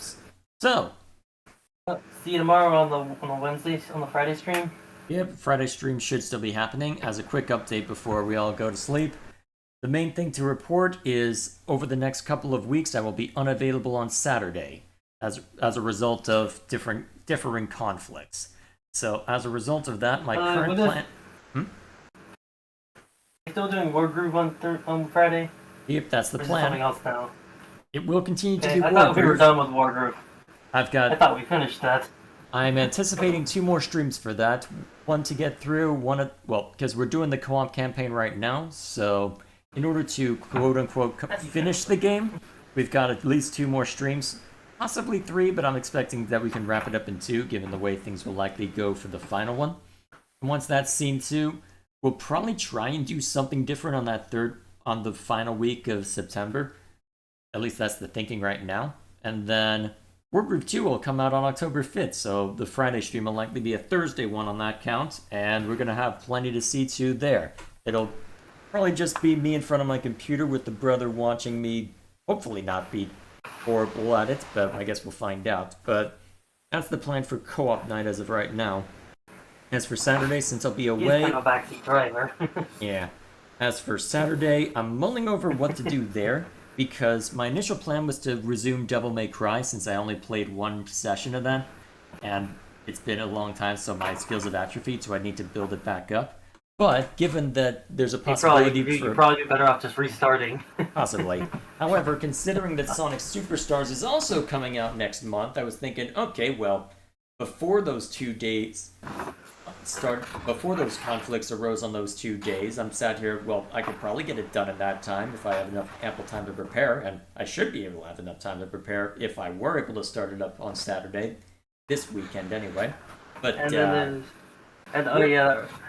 the Sonic related. Yeah. The Sonic fan game, Sonic Triple Trouble 16-bit, they added an update where you can play as Amy now. Oh boy. Either way... And gave super forms to all the characters who didn't have them already.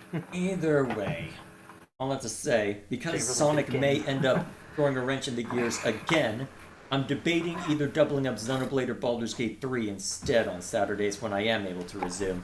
I haven't quite decided what I want to do. I vote Xenoblade. I know you want Xenoblade, that's just a matter of whether it makes sense to. It probably makes more sense to, but at that point, Xenoblade gets moved to Saturday and Wednesday gets moved for more Baldur's Gate 3, because I want to keep playing. My friends keep talking about Act 2. I want to get there. I'm fine with you moving it to Saturday, because that would mean I could stay longer, because I don't have work on Saturday. Yeah. Except right now. And I work Wednesdays usually. Regardless of when it happens or how it ends up shaking the schedule up, although, well, I'll figure it out indeed. Regardless, all that to say, Saturday's going to be missing in action for the next couple of weeks. The rest of the schedule should be pretty much the same. One more thing about Xenoblade, when you get to Chapter 7, you can actually stop and go into Torna after you beat Chapter 7.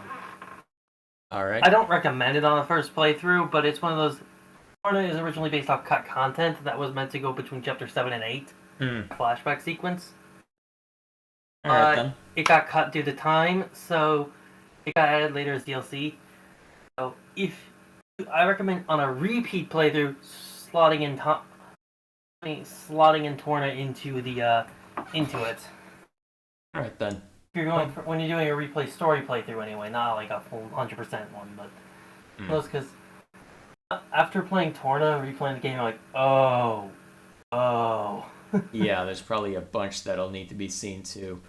Regardless, that's where we'll call it for tonight. So, until next time, this was very much a one-off. I definitely don't need to be streaming this much on a week because I've got plenty that I've been neglecting as a result of this. But either way, next week, we'll get back to our usual shenanigans, well, apart from Saturday being absent. So, until next time, thank you all for watching. See you all later. Night.